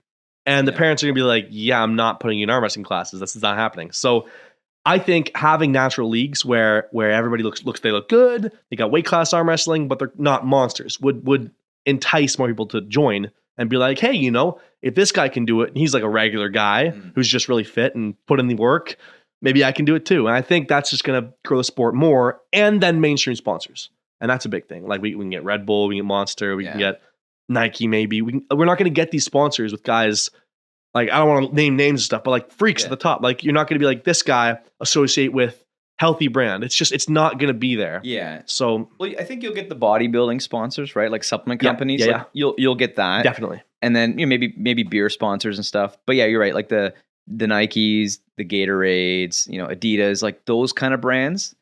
Yeah, they're not gonna. I think some of them might dabble, but for the majority, they stick with the bigger sports that are have more established governing bodies and stuff like that, right? So it's but no, I think with the growth in the sport that I've seen over the last couple of years, I think we're really close. I agree. I very much agree. I think, and I remember I've talked with some of the organizers of stuff, and the idea of testing has been thrown around a lot. Mm-hmm. And it would be first introduced as its own league. So it wouldn't be like, okay, now we're testing everybody. It's like, now we have a tested league. Enter if you want. And I think that's the right way to do it, because especially if that starts doing well and people watch that more, then it's like, okay, well, the shift is beginning. Now the tested guys want to go natural and get more eyes. And I think it's the future. I think it's more enticing, but I think there's always gonna be a place for both. Yeah, no, I think so too. Mm-hmm. But the only thing that's well, like me personally, like I'm mostly just because I'm a wimp. I'm scared of needles and all that stuff. But like I've never dabbled with any of that stuff, and it's and again, obviously you can still get really strong without anything. Yeah. But it's I know other people that I've talked to when they go to even just local tournaments now. You know what I'm saying? Like all the guys that are winning in local tournaments, not all of them are on stuff, but even a lot of younger guys are going that direction. And I think you're right from a parental standpoint. Do you want to encourage your kid to go into a sport where even for a local tournament, you kind of have to start dabbling with things like that? I don't know. I think you're right. But are local tournaments ever going to adopt some sort of like drug testing? Like, no, local tournaments won't. But I think if guys want to be great, and I think everybody wants to be like, if you're taking stuff to arm wrestle, it's probably because you want to be great. Of course. It might deter them being like, okay, well, if I take stuff now, then I can't get into the big leagues anyway. Go into this. Yeah. Okay. Yeah. And for me, I'm the same way. I'm totally natural, never taking anything. And I see as well, there's a lot of guys where it's like, why are you taking steroids? You're like provincial level maybe. And to me, it's crazy. I think it's a lot to do with social media and a lot to do with how open it is now. And while the openness is a good thing, while it can inform you, it also really shows how normal it is to take steroids, which might be an issue. I hope that people can stay natural, and there's leagues that promote natural arm wrestling and natural sport in general, but it's hard to say for sure what the future holds. I'm hopeful though. Yeah, no, I think you are right. I think there's been a change, right? Like and I would say it's pretty recent. I would say probably the last 15 years. Because I remember when I was younger going, like when I was like your age, like going to the gym, like nobody talked about drugs. Like you did, like if you were working out with guys, like and guys, you became really good friends with dudes. Eventually, it was one of those things where, okay, yeah, like this is what I'm taking, and it's like, yeah, no shit, dude, like But now I feel like you go to the gym and I see younger guys. I see guys like 16 years old at the gym, and they're talking about like these YOLO steroid cycles, and it's like, holy, it's like, guys, you're fucking 16 years old. Like, what are you doing? I've had some friends that through high school took stuff, and it's like, yeah, just crazy. Like, and they never specifically told me, but you look at them, it's like, what are you on? Like, clearly you're on stuff. Yeah. And it's just, it's a little bit saddening because it's like, you're not even done puberty. Like, you're just starting puberty and you're running like trend. And it's, you're going to be real strong, but you're going to burn out fast. And I think people don't quite understand the consequences sometimes. Yeah. And I think, so when I went to high school, there was definitely guys that like did dabble with that. And it was guys on like the football team and whatnot. But it was like a small percentage of dudes. Like it was like maybe 5 to 10 guys in like the whole school. And now I feel like it's just not like that anymore. Now it's become like, and I think you're right. Like I think social media is a big part of it, where you have guys like Rich Piana. I think Rich Piana is the triggering point. I agree. I feel like, yeah. I feel like as soon as and then there's guys like Boston Lloyd, which I think he passed away actually. I don't think he's around anymore. I'm not sure. But he was one of these guys that was put like essentially normalizing the use of all these drugs and essentially kind of making it look cool, right? And then the rest of the social media guys, I think it kind of trickled into that. And if you look at, I'm not going to say all of the like health and fitness influencers, but a lot of them are doing stuff. And even the guys that are saying they're not, like, I know for sure they are, right? So it's become normalized, I think. Definitely become normalized. And it's a bit of a weird situation because I understand why people take them, and I really do. I totally relate to it. Like, I want to be the greatest too. If there was something I could take that would make me greater, why would I not do it? But I mean, it comes with a cost, as everybody who takes it, I'm sure they know to an extent. I think really we need more education. If you're willing to take it, all the power to you. I have nothing against people who take steroids. And in any way, I think it's part of sport. I think if you're willing to sacrifice other things in life to get there, I think it's a very beautiful thing. I think it just shows how dedicated you are to strength and to performance. But I think there needs to be more education about it. There needs to be more actual scientific proof being like, hey, you can take them, but understand like these are the issues that come along with it. And I just don't think there's enough of that out there. I think there's guys like Togi and stuff who are just partying and doing cocaine and taking steroids. He's a funny fitness influencer. Really funny guy. Yeah. But he just shows really the good sides of it, where it's just, it's awesome. And why would you not take it? And you only live once. And that, it's a fun lifestyle. But I'm sure in like 10, 15 years, he's going to start paying for it. And it's just, it's a harsh reality of sport. And it just shows that some guys are willing to go a bit further than others. But yeah. Is that a good thing? Is that a bad thing? Hard to say. So outside of like arm wrestling, like what else are you doing? What else are you doing? I don't do anything.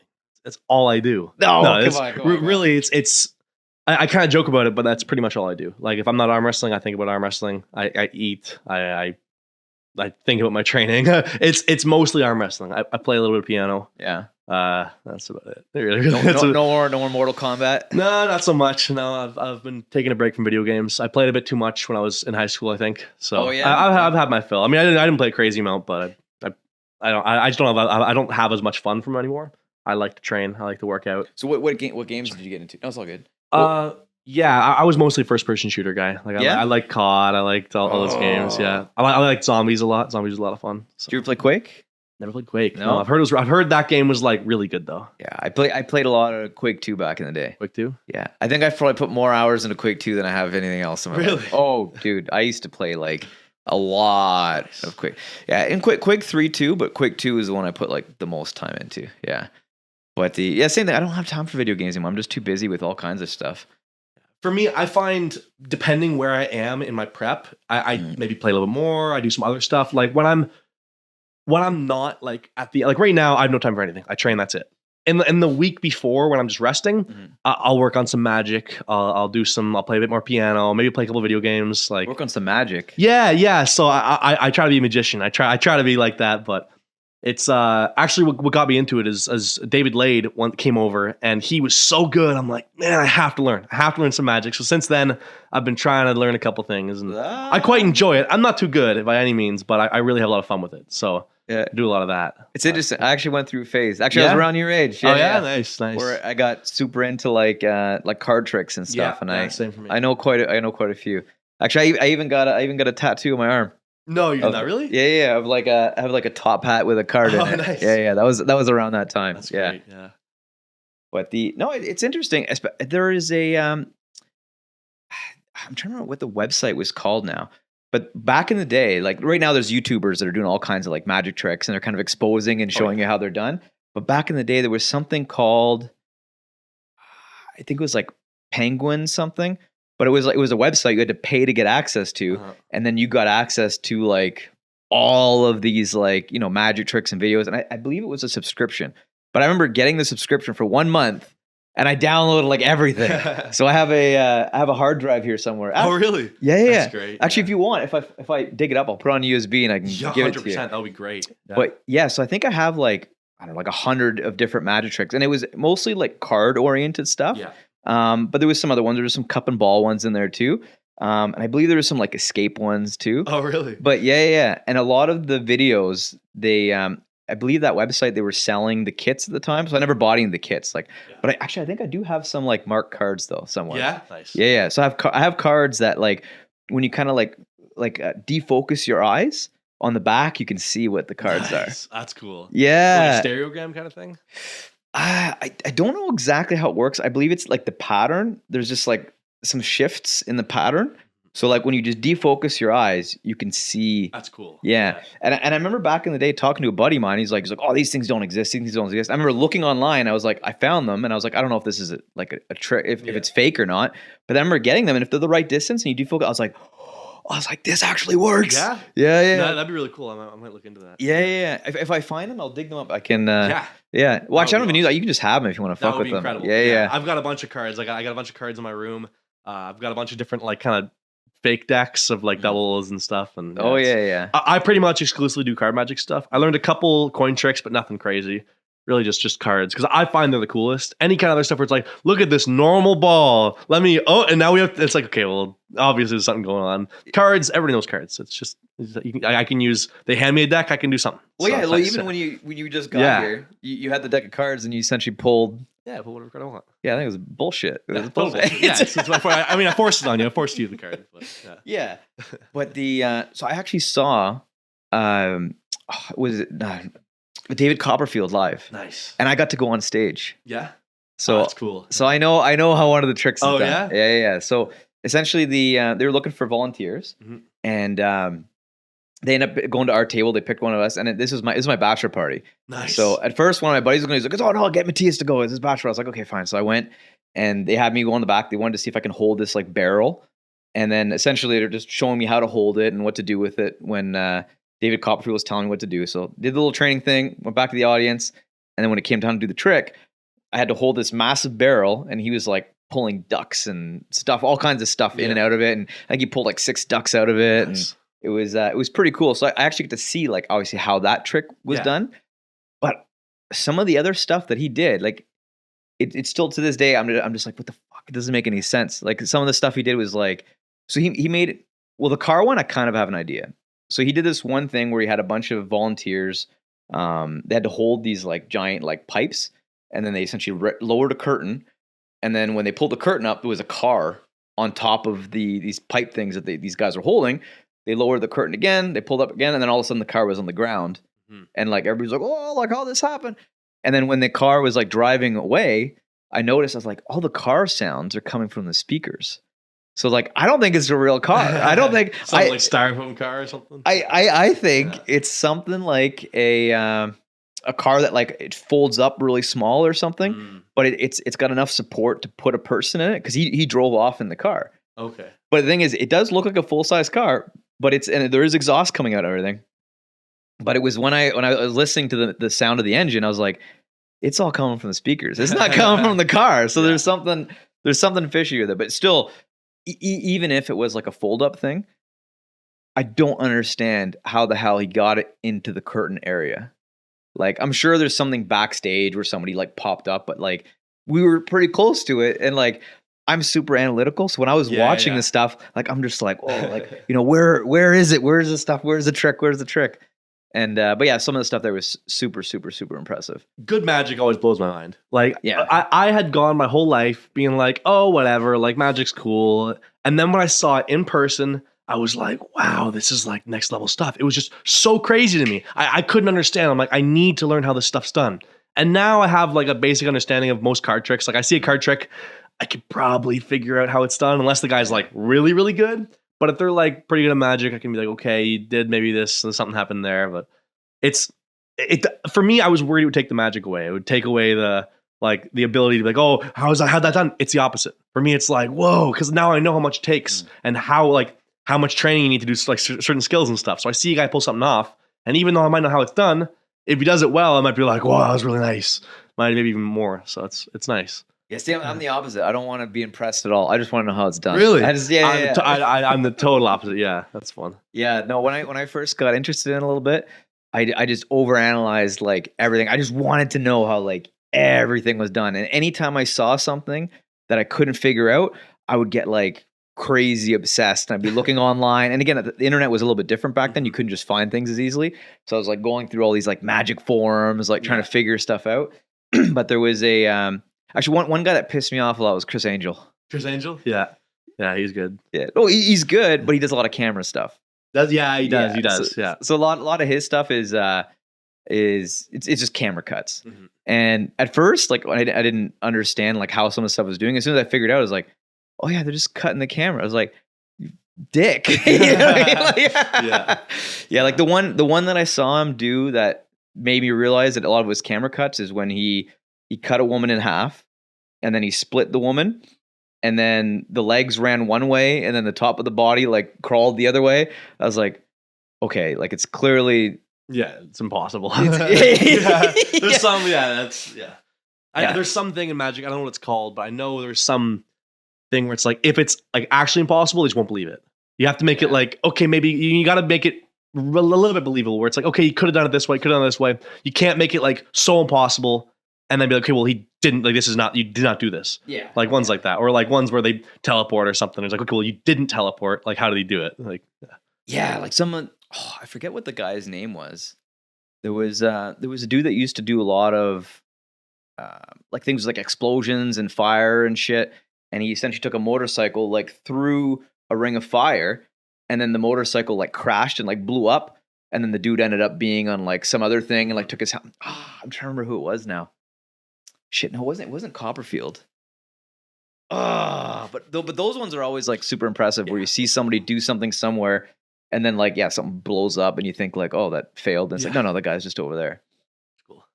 So it's just card tricks then? Mostly card tricks for me. Yeah. The big spectacle ones, I just never got into as much. I think the card tricks are more down to earth, like a bit cooler to me. Because the big ones, like there's a lot of fake stuff going on. The cards, there's some fake decks and stuff, but most of the time it's just really good sleight of hand. Yeah. So that's the most skill one to me. Like that's the most impressive to me. Like the ones you're talking about, the motorcycle ones, it's a big spectacle and it's cool to watch, but it's not like the guy did some crazy stunt. It's probably he switched it at some point and the stunt double did something and that's it. Yeah. And it's cool, but this one to me, it's like, okay, he's like manipulating the card somehow. And to me, the skill of it is more impressive than the actual trick. Yeah. No, for sure. And all the sleight of hand stuff too, right? Yeah. And especially if you see somebody doing stuff with no sleeves, you know? So are you able to do that? Are you able to like pull cards into your sleeves and stuff? Well, I don't do too much sleeve work. Like I can palm cards and stuff and make them appear in my pockets and stuff. Yeah. So no playing poker with you then? No. Terrible. I can control cards really well. That's the one thing I've always kind of been able to do. I can control a card really well. Like I can put it anywhere I want in the deck. Not anywhere, but it'll look like I can put it anywhere and move it around. And it's nice. Yeah. See, a lot of that has to do with like, well, you have bigger hands too. Yes, that helps. So me, when I was playing around with it, like trying to place cards and trying to like order things, I have super small hands. So it's really, really hard. And even palming cards for me was really hard. Like I could palm stuff. But again, even the distance of my fingers is almost the size, almost the size of the deck. For me, this way I can hide a card like this way. Yeah. So I did a couple tricks actually where I kind of invented them because most people's hands just aren't as big as mine. So I can just like pull a card down and it'll be in my hand and my hand will be like open and you still can't see it. Yeah. So that's nice. Yeah. See me, not so much. Not so much. No. Yes. So outside of the magic, so you got the magic stuff, you got arm wrestling. What else are you doing? There's no way you're training like all day, every day, and that's it. Okay, so let's think about it. So Yeah. I'm saying 6 hours. 6 hours of full training. Between that, I'm eating all the time and cooking. Really, I think that takes up most of the time. So I would say I'm doing about 3 hours of cooking and eating total. So that brings me to about 9 hours. And I mean, I guess I got like 3 hours, but normally I have other stuff I need to do in the day. I'll make a video, edit a video. I don't do much else. I really don't. Maybe I go see some friends, but No girlfriend. not right now. Nope, No. not currently. Yeah. You know what? The social media stuff's actually really interesting. Mm-hmm. So I was talking to my daughter the other day, and do you know who her favorite arm wrestler is? Who's that? Oh, it's me. Look at that. Perfect. I like that. Yeah. So I think it's interesting. And obviously, like, she knows you because, like, you know, Mhm. like, I'm friends with your family, arm wrestling. I kind of got her interested in arm wrestling too.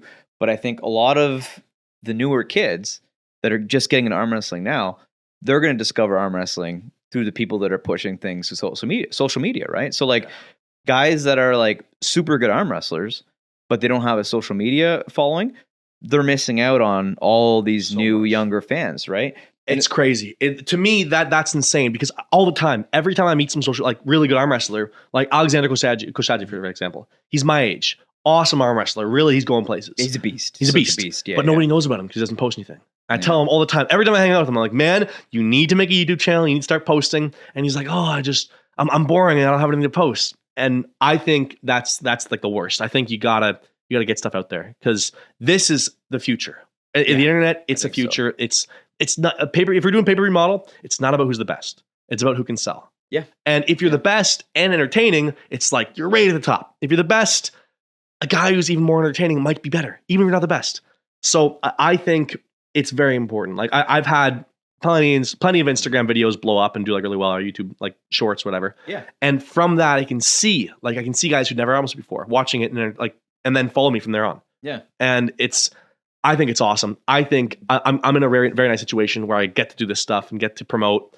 And I hope I can just keep this going. I hope I can keep this going where I'm having matches, promoting, and just growing the sport. I think it's a nice spot to be. Yeah. No, and I think with the social media, like, regardless of what you want to do in the future moving forward, like, having a big social media following, it's like cheat codes. Totally, right? yeah. Because once you get to a certain level, whatever you want to do next, right? If you want to take the entrepreneurial route and start your own companies, whatever, like, you already have a fan base that's built a relationship with you over years that you can essentially say, like, hey, like, I'm doing this, like, I'm starting a supplement company or whatever. Like, hey, come check this out, right?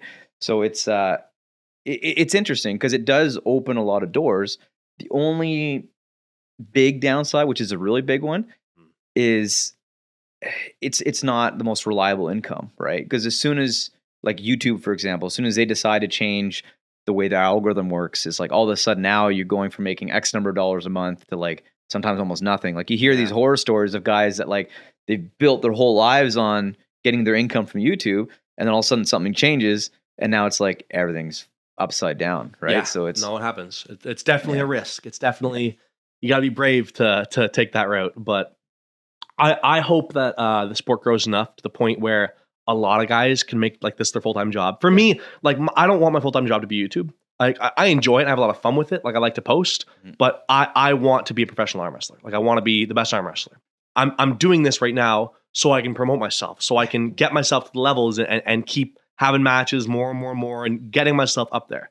I hope the sport grows to the point where it's more of a mainstream sport where the guys don't have to do this and the leagues can help push their stuff, but it's not there yet. So we need people like me, like my dad, like a lot of guys are doing it now. A lot of guys are doing it well, but we just need people to keep promoting and get the younger audience in as well. Yeah. Like people that are watching now, if they're like 18, 19, they can relate to me more because I'm their age and they can watch. And some, like, old 40-year-old guy who doesn't really post, they're like, okay, well, I can't really, he's cool, but I can't relate to him as much. So you playing me? Yeah. But I think I'm in a nice spot where I can maybe bring in a bit of younger audiences, and it's just good. I think it's just good.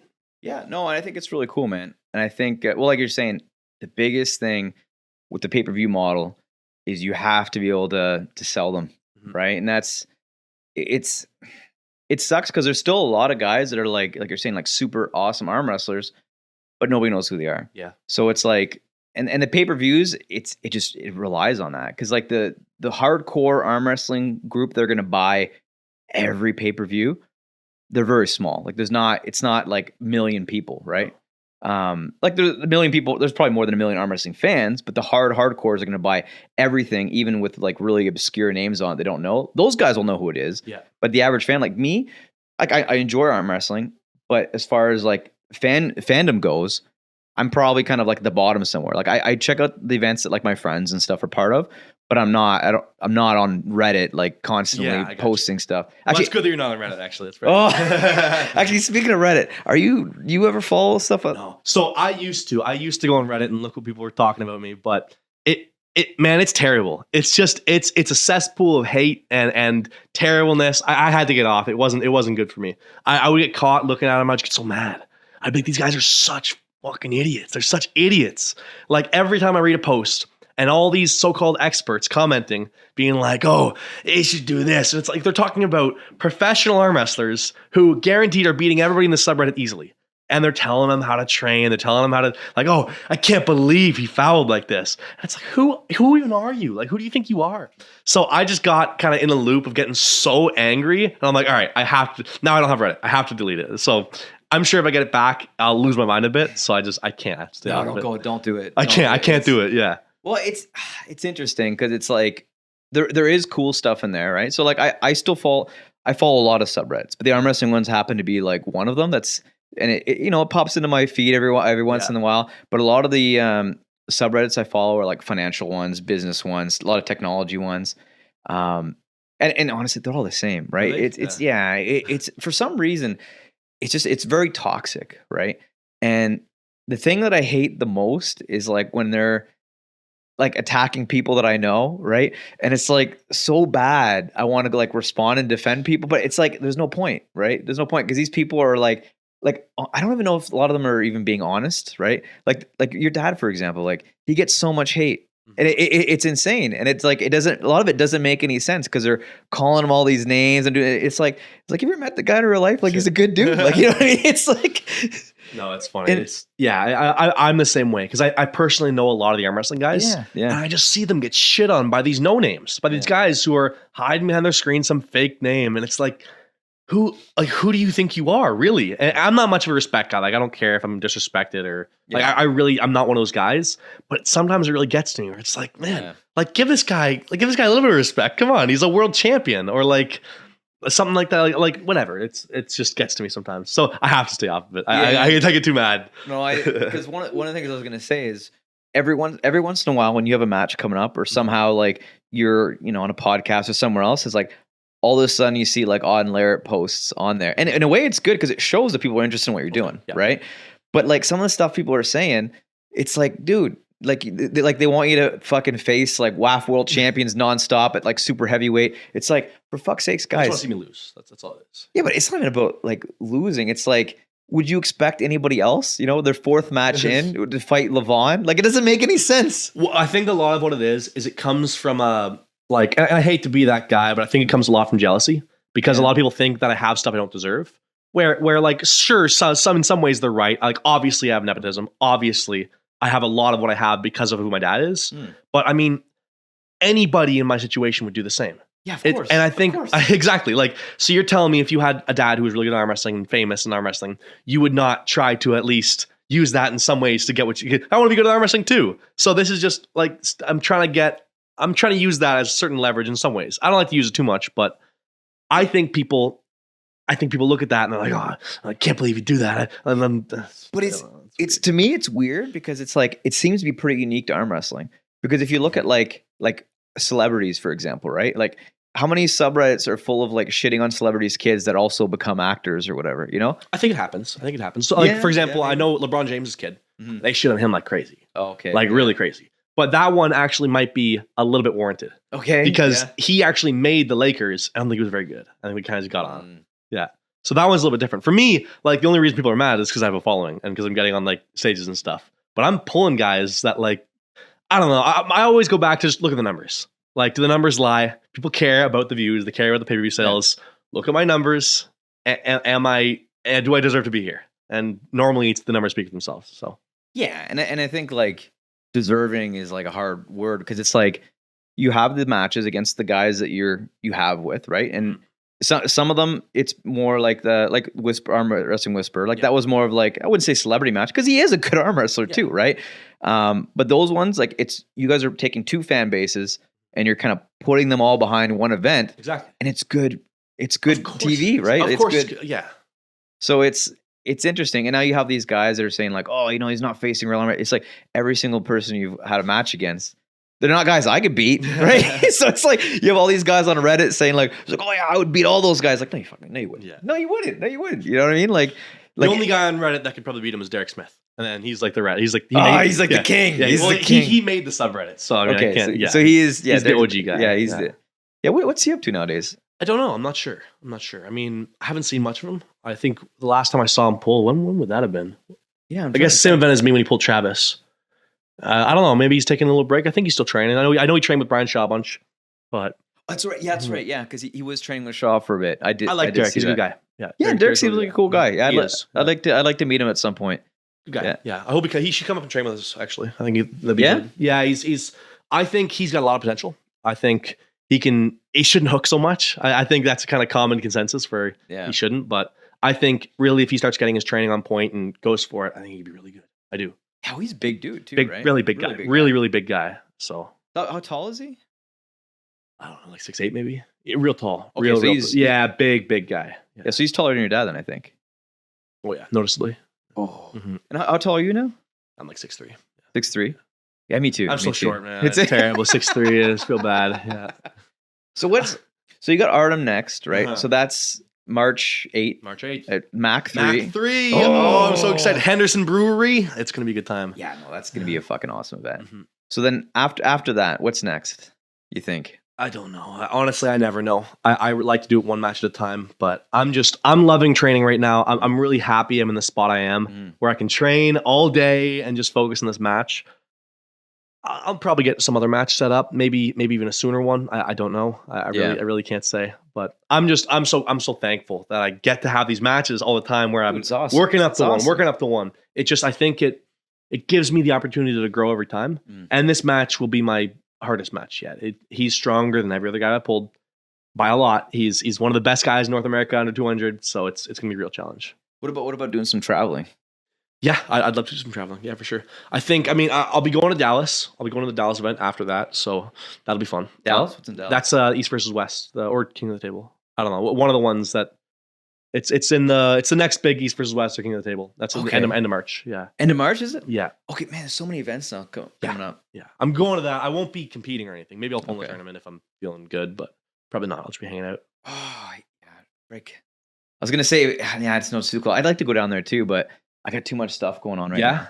Yeah. It was the Mac event, obviously. Mm-hmm. And then 2 weeks later is the Winter Blast. Yep. So I'm going down there to help the guys out with some production stuff. And then, so pretty much all of March, I'm just essentially working. Gotcha. So yeah, if I went end of March and I left too, it went somewhere, my wife would kill me, I think. I don't think she'd like that. Way too busy. Yeah. But no, it's good. Like, busy's good. But I think this year I'm going to travel quite a bit. Yeah? Yeah. I think I'm going to go in and out of the States a bunch of times. And, I'm going to take a bit of vacation too, I think. Nice. I think probably end of April. I like to go to like some place at the beach and some water. That sounds like a good time. Yeah. Yeah. No, I need to just relax a little bit. I think the last little bit's kind of burnt me out a little bit. But I think, beach, water, and some Coronas. I think that's what's in the budget for end of April. And then I think there's going to be another. I think the next Mac event will probably be end of summer. End of summer? Yeah. So there's going to be other things in between then, but that'll be the next big thing that I'm going to help get ready for. And I think probably aiming for August or September, I think. Yeah. Actually, off air, I'll tell you some plans for that. Okay. I think there's some pretty cool. Something good coming up, maybe? Yeah, I think so. I love Mac. Honestly, I think the Mac league, the Mac brand is a really good one. I think we can go really far with this. Having a league like this in this area, we have so many guys. We have so many killer guys. I don't think people quite understand like how deep our Canadian pool is. Yeah. Like people always, they're talking about like, oh, Like it's just a Canadian local tournament. The local tournaments here are like very high level. It's crazy. Even just in Ottawa, like you go to a local tournament, Ottawa Open, you'll have guys like everybody in there will be national champion. Yeah. And then you go to like a local tournament in like America, and it's like some of the guys know how to king move, a couple of them. So it's the level of guys here. We have so many people that can just be awesome, and I just hope more of them push socials more. Yeah, because they do that, we can get this place rocking. We can get the Canada League to be the coolest. Yeah, and I hope that's in the cards. Yeah, and I think there's a lot of like in Canada. Well, I guess in the US too. There's a lot of crossover abilities, right? Like a lot of guys that already have establishing social medias that, well, like even look at like Michael Todd, right? How he's doing his own events like through his social media, like stuff like that is really cool and getting a lot of eyes on, the guys competing at the Monster Factory events.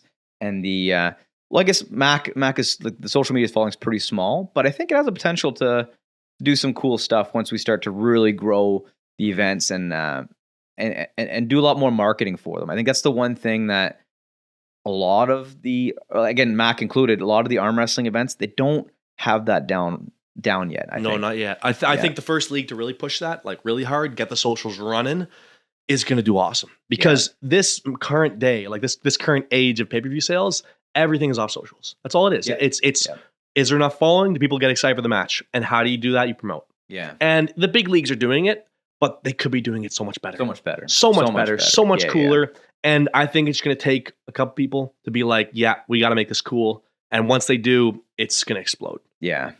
Yeah. And I think a lot of it is going to be getting more celebrities into it, right? And getting people with like already established like bases. Well, and I think like that's why King of the Table did what they did, right? They had guys like Larry Wheels who already came with a big fan base, right? Yeah. And now you have guys like Brian Shaw. Like, what do you think of Brian Shaw? Oh, he's so cool. Because you met him, right? Yeah, you got trained with him. I got both of them. Yeah, yeah. Brian Shaw's incredible. Really positive guy.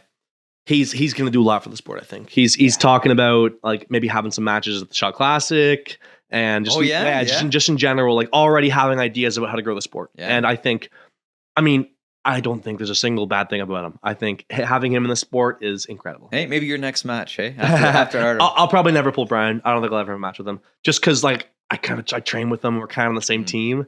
I would pull maybe Eddie, but Brian, I just don't see it so much. I don't see us having a match. Yeah, he's got a little bit of a weight advantage on you. A little bit, I think. But, yeah. Yeah, I think. But honestly, where do you think his trajectory is, right? Because obviously, he's super strong, right? He's starting to show proficiencies, but it's like he doesn't have like the 4, 5, 10 years in yet, right? So where do you think you put him, and what do you see his trajectory being like in the next couple of years? Yeah, so I think people are too rushing, like they're rushing him too hard. He's still new. Like, yeah, he's super strong. Yeah, he's done incredible things in the strongman community, but it's not the same. He's like, people gotta understand. Yeah, Brian's incredible, but it's not like his next match is Levon. I think we can't rush him. I think he needs to take his time, train, just get comfortable on the table. Because he's still like right now. You look at him and he's freaky strong, but he still has many things to learn, many different movements to get comfortable with. The setup needs improvement. Like a lot of areas need improvement, and that will happen. It's just people are so rushed. Like they're like, oh, give him Kirill, give him guys that are pulling 10 years, like his size, and it's just no. How about we give him somebody he can beat, and then just keep doing that a couple times until it's like he feels ready. And really, that's what it comes down to. I think it'll take a bit for him to be anything like really significant. He's already really good, but to contest anywhere on the world stage, I give him 3-4 years at least. Yeah. I think so. I think it takes too long. So what state is he in? Oh man, I was there. My memory's terrible. It's Colorado, I think. Colorado. Okay. Yeah. Mm-hmm. So we're on a local level. Where do you think he stands right now?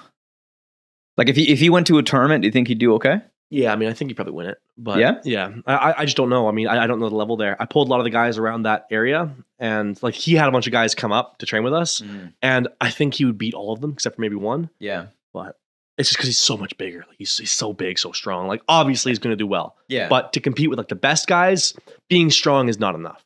You need to be a good arm wrestler. So I think it'll take time. How old's Brian now? Oh, I couldn't tell you. In his 40s, I think. Is he 40? I thought he was late 30s. Might believe it. I don't know. Maybe. Yeah. Honestly, I don't know. Okay. Yeah. Because like, Yeah, like he's obviously super strong. And I think it looks like he likes the sport. Like it looks like he's active. He's been on hard. Yeah. Yeah, and I think that's the biggest thing, right? Like if you see other guys that have, from strongman and other sports that have kind of come into it a little bit, but you can tell that they're not really doing it because they love doing it. Yeah. With him, I feel like, and again, I don't know for sure, but I feel like he does have that super interest in it, and he's building his gym around it, Definitely. Right? So he's going in for it. Yeah, so, I mean, when I spent more time with him, I realized without a question, he's in. Like he's all in. Yeah. He's training hard. He's biting on.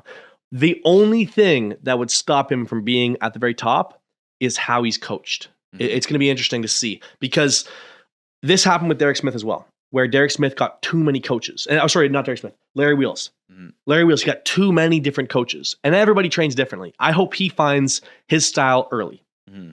And I know we came up and we showed him how we pull. We showed him the open hand, the big thumb, the kind of like going up this way, open top roll.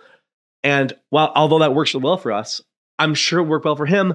But because there's other guys teaching him stuff too, where he's more going to the side and hooking, I just hope he doesn't get too confused. So he's a smart guy, obviously. I think he'll figure it out and it'll be fine. But that will be the only thing I see slowing him down, is if he gets a bunch of different coaches that confuse him. Yeah.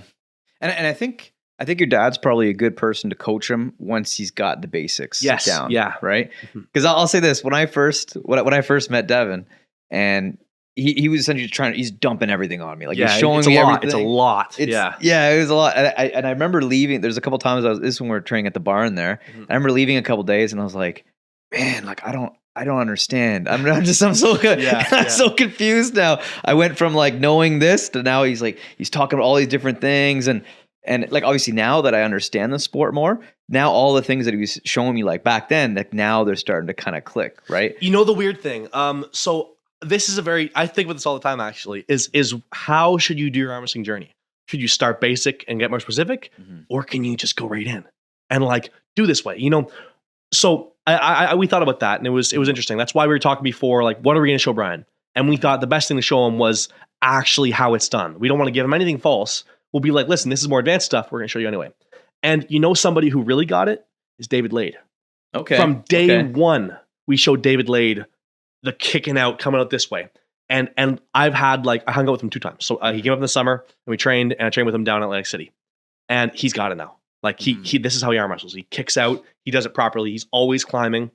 And obviously there's some like intuition stuff where he's still got to learn and just be more comfortable on the table. Yeah. But we have never showed him any traditional stuff, only fringe. And he's got it down, and he's got it down well. So it's interesting to think. I think some guys get it faster than others. And honestly, every time now when I teach a new guy, I teach him first how to top roll. And then I'm like, as soon as he does it properly, I'm like, all right, top roll's nice. Start doing this though. And right away I can tell if a guy's gonna be good from that. Because if he kind of gets it, it's like, all right, you have potential. Yeah.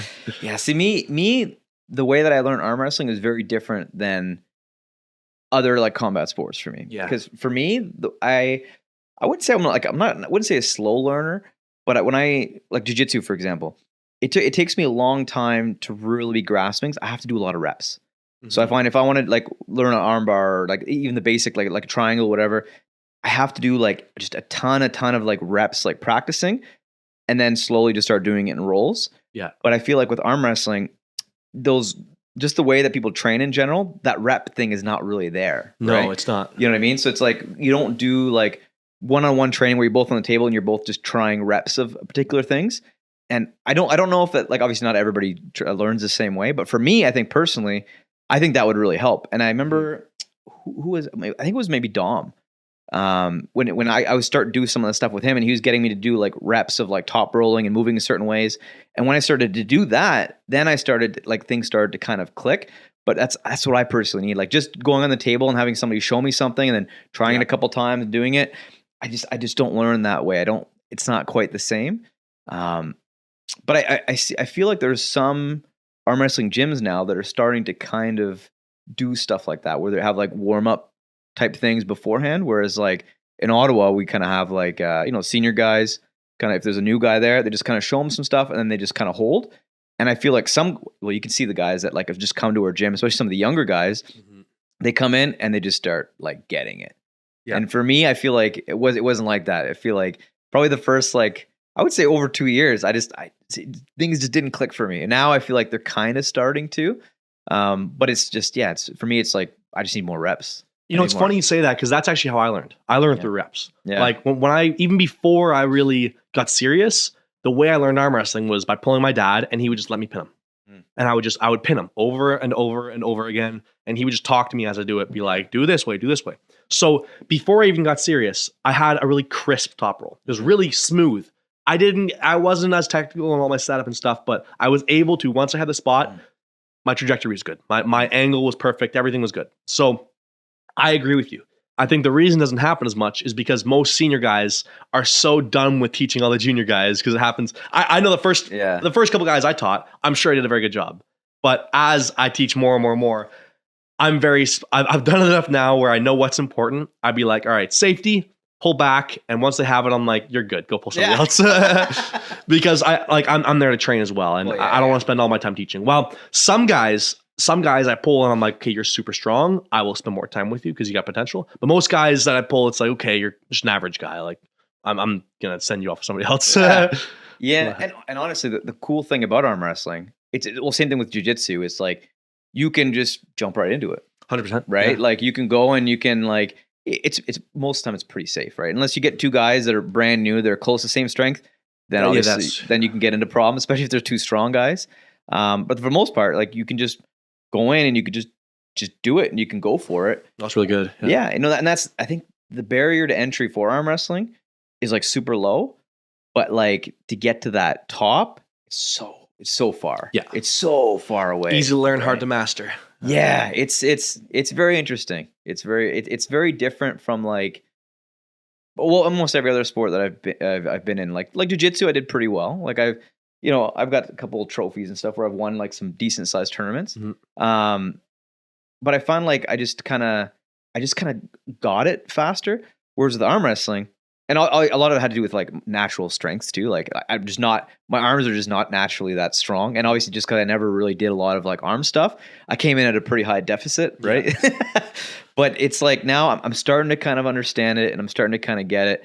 And it's interesting because the more you start to understand it, you start to see like how big that gap is from like the beginning to end. And it's like some guys kind of start in the middle a little bit, but that distance between the top, it's still like, it's massive, right? Yeah.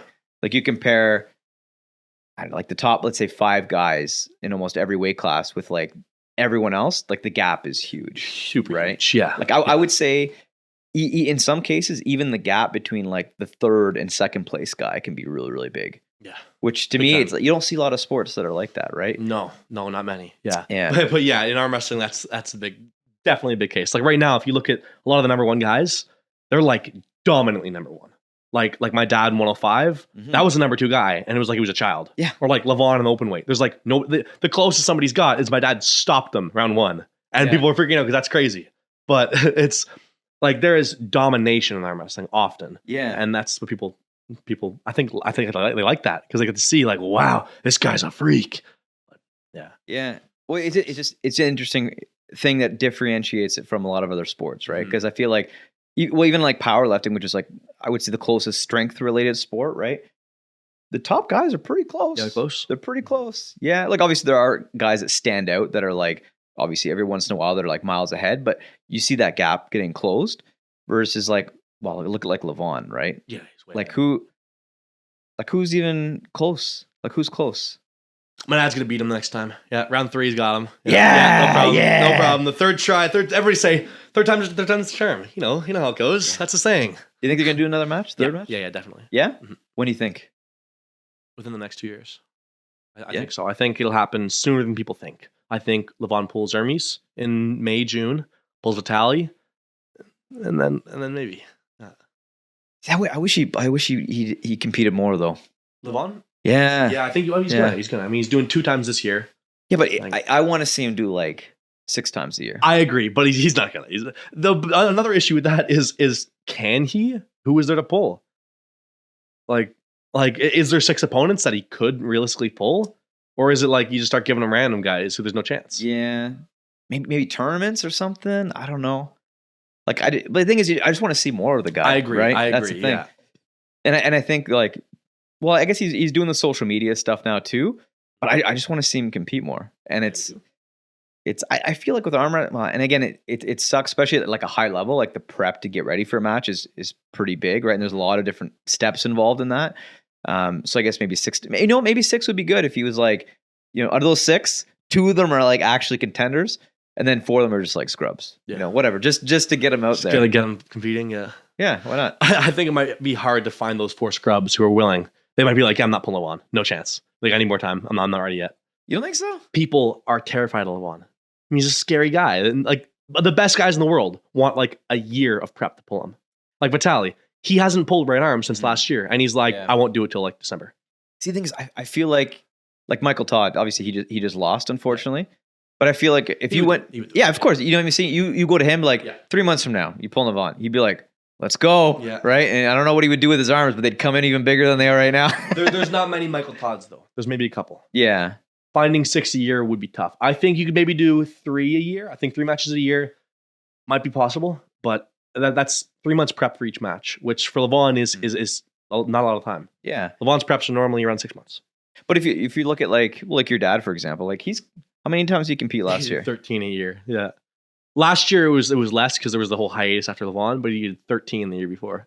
Right? Yeah. I mean, but there's nobody does that. Nobody does that. So. But I'm saying I want to see Levon I agree, and guys like that do that more, right? Like, and again, like obviously your dad's an outlier because I don't think there's another high level guy that has done half of that, right? Like, Samushi has done a lot. Yeah. Yeah. He's done a lot. He's defended his title. Like, I mean, there's been 16 years versus West. I think he's defended it like 10 times. Okay. So he's been at almost every one, which is a lot. Yeah. I'm trying to think. So the Etienne match, that was King of the Table, right? Yeah. And then I guess technically you had the match with Adam Silver, right? Oh, I don't even count that. Yeah, that was whatever. Yeah, that was the one. Yeah, that was weird. Did you have another King of the Table one? Yeah, I pulled Jung Ha, Green Hulk. That was after though. Oh, that was after, yeah. Well, and I guess even James English. That was East versus West Challenger Series. Okay. Okay. Yeah. Okay. So the Challenger Series are those the ones they're happening more in the US now, or they're going to bring the main ones over too? The main ones. So Challenger Series is kind of like the introductory to East versus West. I don't know if there's an equivalent in like UFC or something maybe, but it's like it's more like a talent search. Like they'll have Challenger Series there's going to be one in Malaysia just to kind of have and look at all the Malaysian talent and that kind of idea. But yeah, it's more of like a talent search than it is an actual East versus West. Mm-hmm. But they're going to take guys from that league and bring them into the main stage. Yeah. No, and obviously, like other leagues, like UFC does that too. Really? Yeah, because they have their pay-per-view events, and then they have their events that are just on regular TV. Yeah. And they also have, they actually have the Dana White Challenger Series or whatever they call it now. So they have, that. And then they have the reality TV shows, which I think they're still doing Ultimate Fighter, but I haven't really followed as much. And I think that's one of the things that arm wrestling needs. Oh, an Ultimate Fighter for arm wrestling would be. We've talked about that. That would be so much fun, man. I if they're doing that, I want to be a part of that. I would do it for free. Like you don't have to pay me anything. Live in a house with a bunch of arm wrestlers for like a couple months. Oh man, that'd be so much fun. Yeah, so much fun. So I know of at least 2 or 3 different guys that want to do something like that, and one of them, they've been planning it for a long time, and like I told them, I just want to be involved with it too. I just whatever you guys want to do, like I'm in. You just let me know. But I think it needs to happen, and I think it needs to be like raw, and it needs to be cool, because if there's a good one that's really cool and it does well. And I don't think it has to be high budget. Like, I don't think you have to be crazy. I just think it has to be like cool. Like, I think if you make it lame, I think it'll hurt the sport. I agree. Right. But if you make it like cool, and I think arm wrestling has like so many characters, right? Like, let's be serious. Out of all the sports in the world, the most weirdos are in arm wrestling. There's a lot of weirdos in arm wrestling. There's the most weirdos. And you get them all living in the same house, crazy stuff's going to happen. Yeah. Especially if you get like guys who really don't like each other on like opposing teams or something. That would just be so much fun. Yeah, it would make for great TV. I would watch it. I would definitely watch it. I think a lot of people would. Yeah. So I think if you get the right cast of guys, I don't think they have to be the top level guys. No, I think they shouldn't. I don't think they should be. I think it should be up and comers. A lot of up and comers who like try to get some crazy ones and like tell them, be like, hey, cause some trouble. Like cause some trouble. And Egg them on a little bit. Egg them on a little bit. We'll do like, well, again, like the first few seasons of again, I haven't watched the Ultimate Fighter in a long time, but I've watched a lot of like behind the scenes stuff, and I've actually talked to guys that were on the show, and I was told that like, like the way this happened in the show is like, that is not reality. Like that's not what happened. Like there was, I'm trying to remember what the conflict was, but there was 2 guys that got into it a little bit like on the show, and I don't think anything crazy happened. But apparently like they didn't really, they had like one like blowout where they kind of yelled at each other, but all the rest of the stuff he's like was manufactured. He's like, I wasn't even talking about him, and they edited it and cut it, to make it look like there was this huge buildup and we're about to like brawl, and they end up fighting each other like in the, the actual matches they had set up. But like the buildup, some of the stuff was them talking like afterwards and stuff. So they, you know what I mean? Gotcha. So they completely cut it up, and I don't think you have to go that crazy. No. But I think there's so many opportunities, and there's so many like, I don't want to say like weirdos, but like interesting people 100%. in the sport where you could make something super cool, and I don't think you'd have to spend a lot of money. No, not at all. I think you just have to like just capture it all, right? Like get enough cameras everywhere, and so you don't miss any of the craziness. But I think with what I know, within a year you'll see at least one. Yeah, you think so? Yeah, Love it. Awesome. Yeah. Because again, I know there's a lot of people that have talked about doing it. But the one that I can't say too much. I can't say too much. I got you. But we could chat about it a little bit afterwards. Okay. But I think you're going to see at least one show, and I just hope it's fucking super cool. I hope it's super cool. I'm sure it'll be good. Yeah. That's exciting. Yeah. So other than that, I don't know. Is there anything else you want to get into? I don't think so. Not much. I just want to say how bad I'm going to crush Artem. Like, really, it is kind of freaky. I don't think I've ever been this big before. You do look massive. It does kind of look like a calf, no? Like, you get the kind of calf muscle, the split. It's pretty scary, man. Oh, cut that camera away from me. You got him. You can't see that. You can't see that. Too dangerous. Way too dangerous. So Artem, March 8th. March 8th, Mac 3. Oh, it's going to be so much fun, guys. Buy the pay-per-view. I'm going to crush him. I'm going to teach that guy a lesson, or I'm going to get a lesson taught to me. Either way, it's going to be a good time, I think. Yeah. Powerful. Well, thanks for coming up, buddy. Oh, of course. Thank you for having me. Powerful. It was a good time. Shut this down. Oh.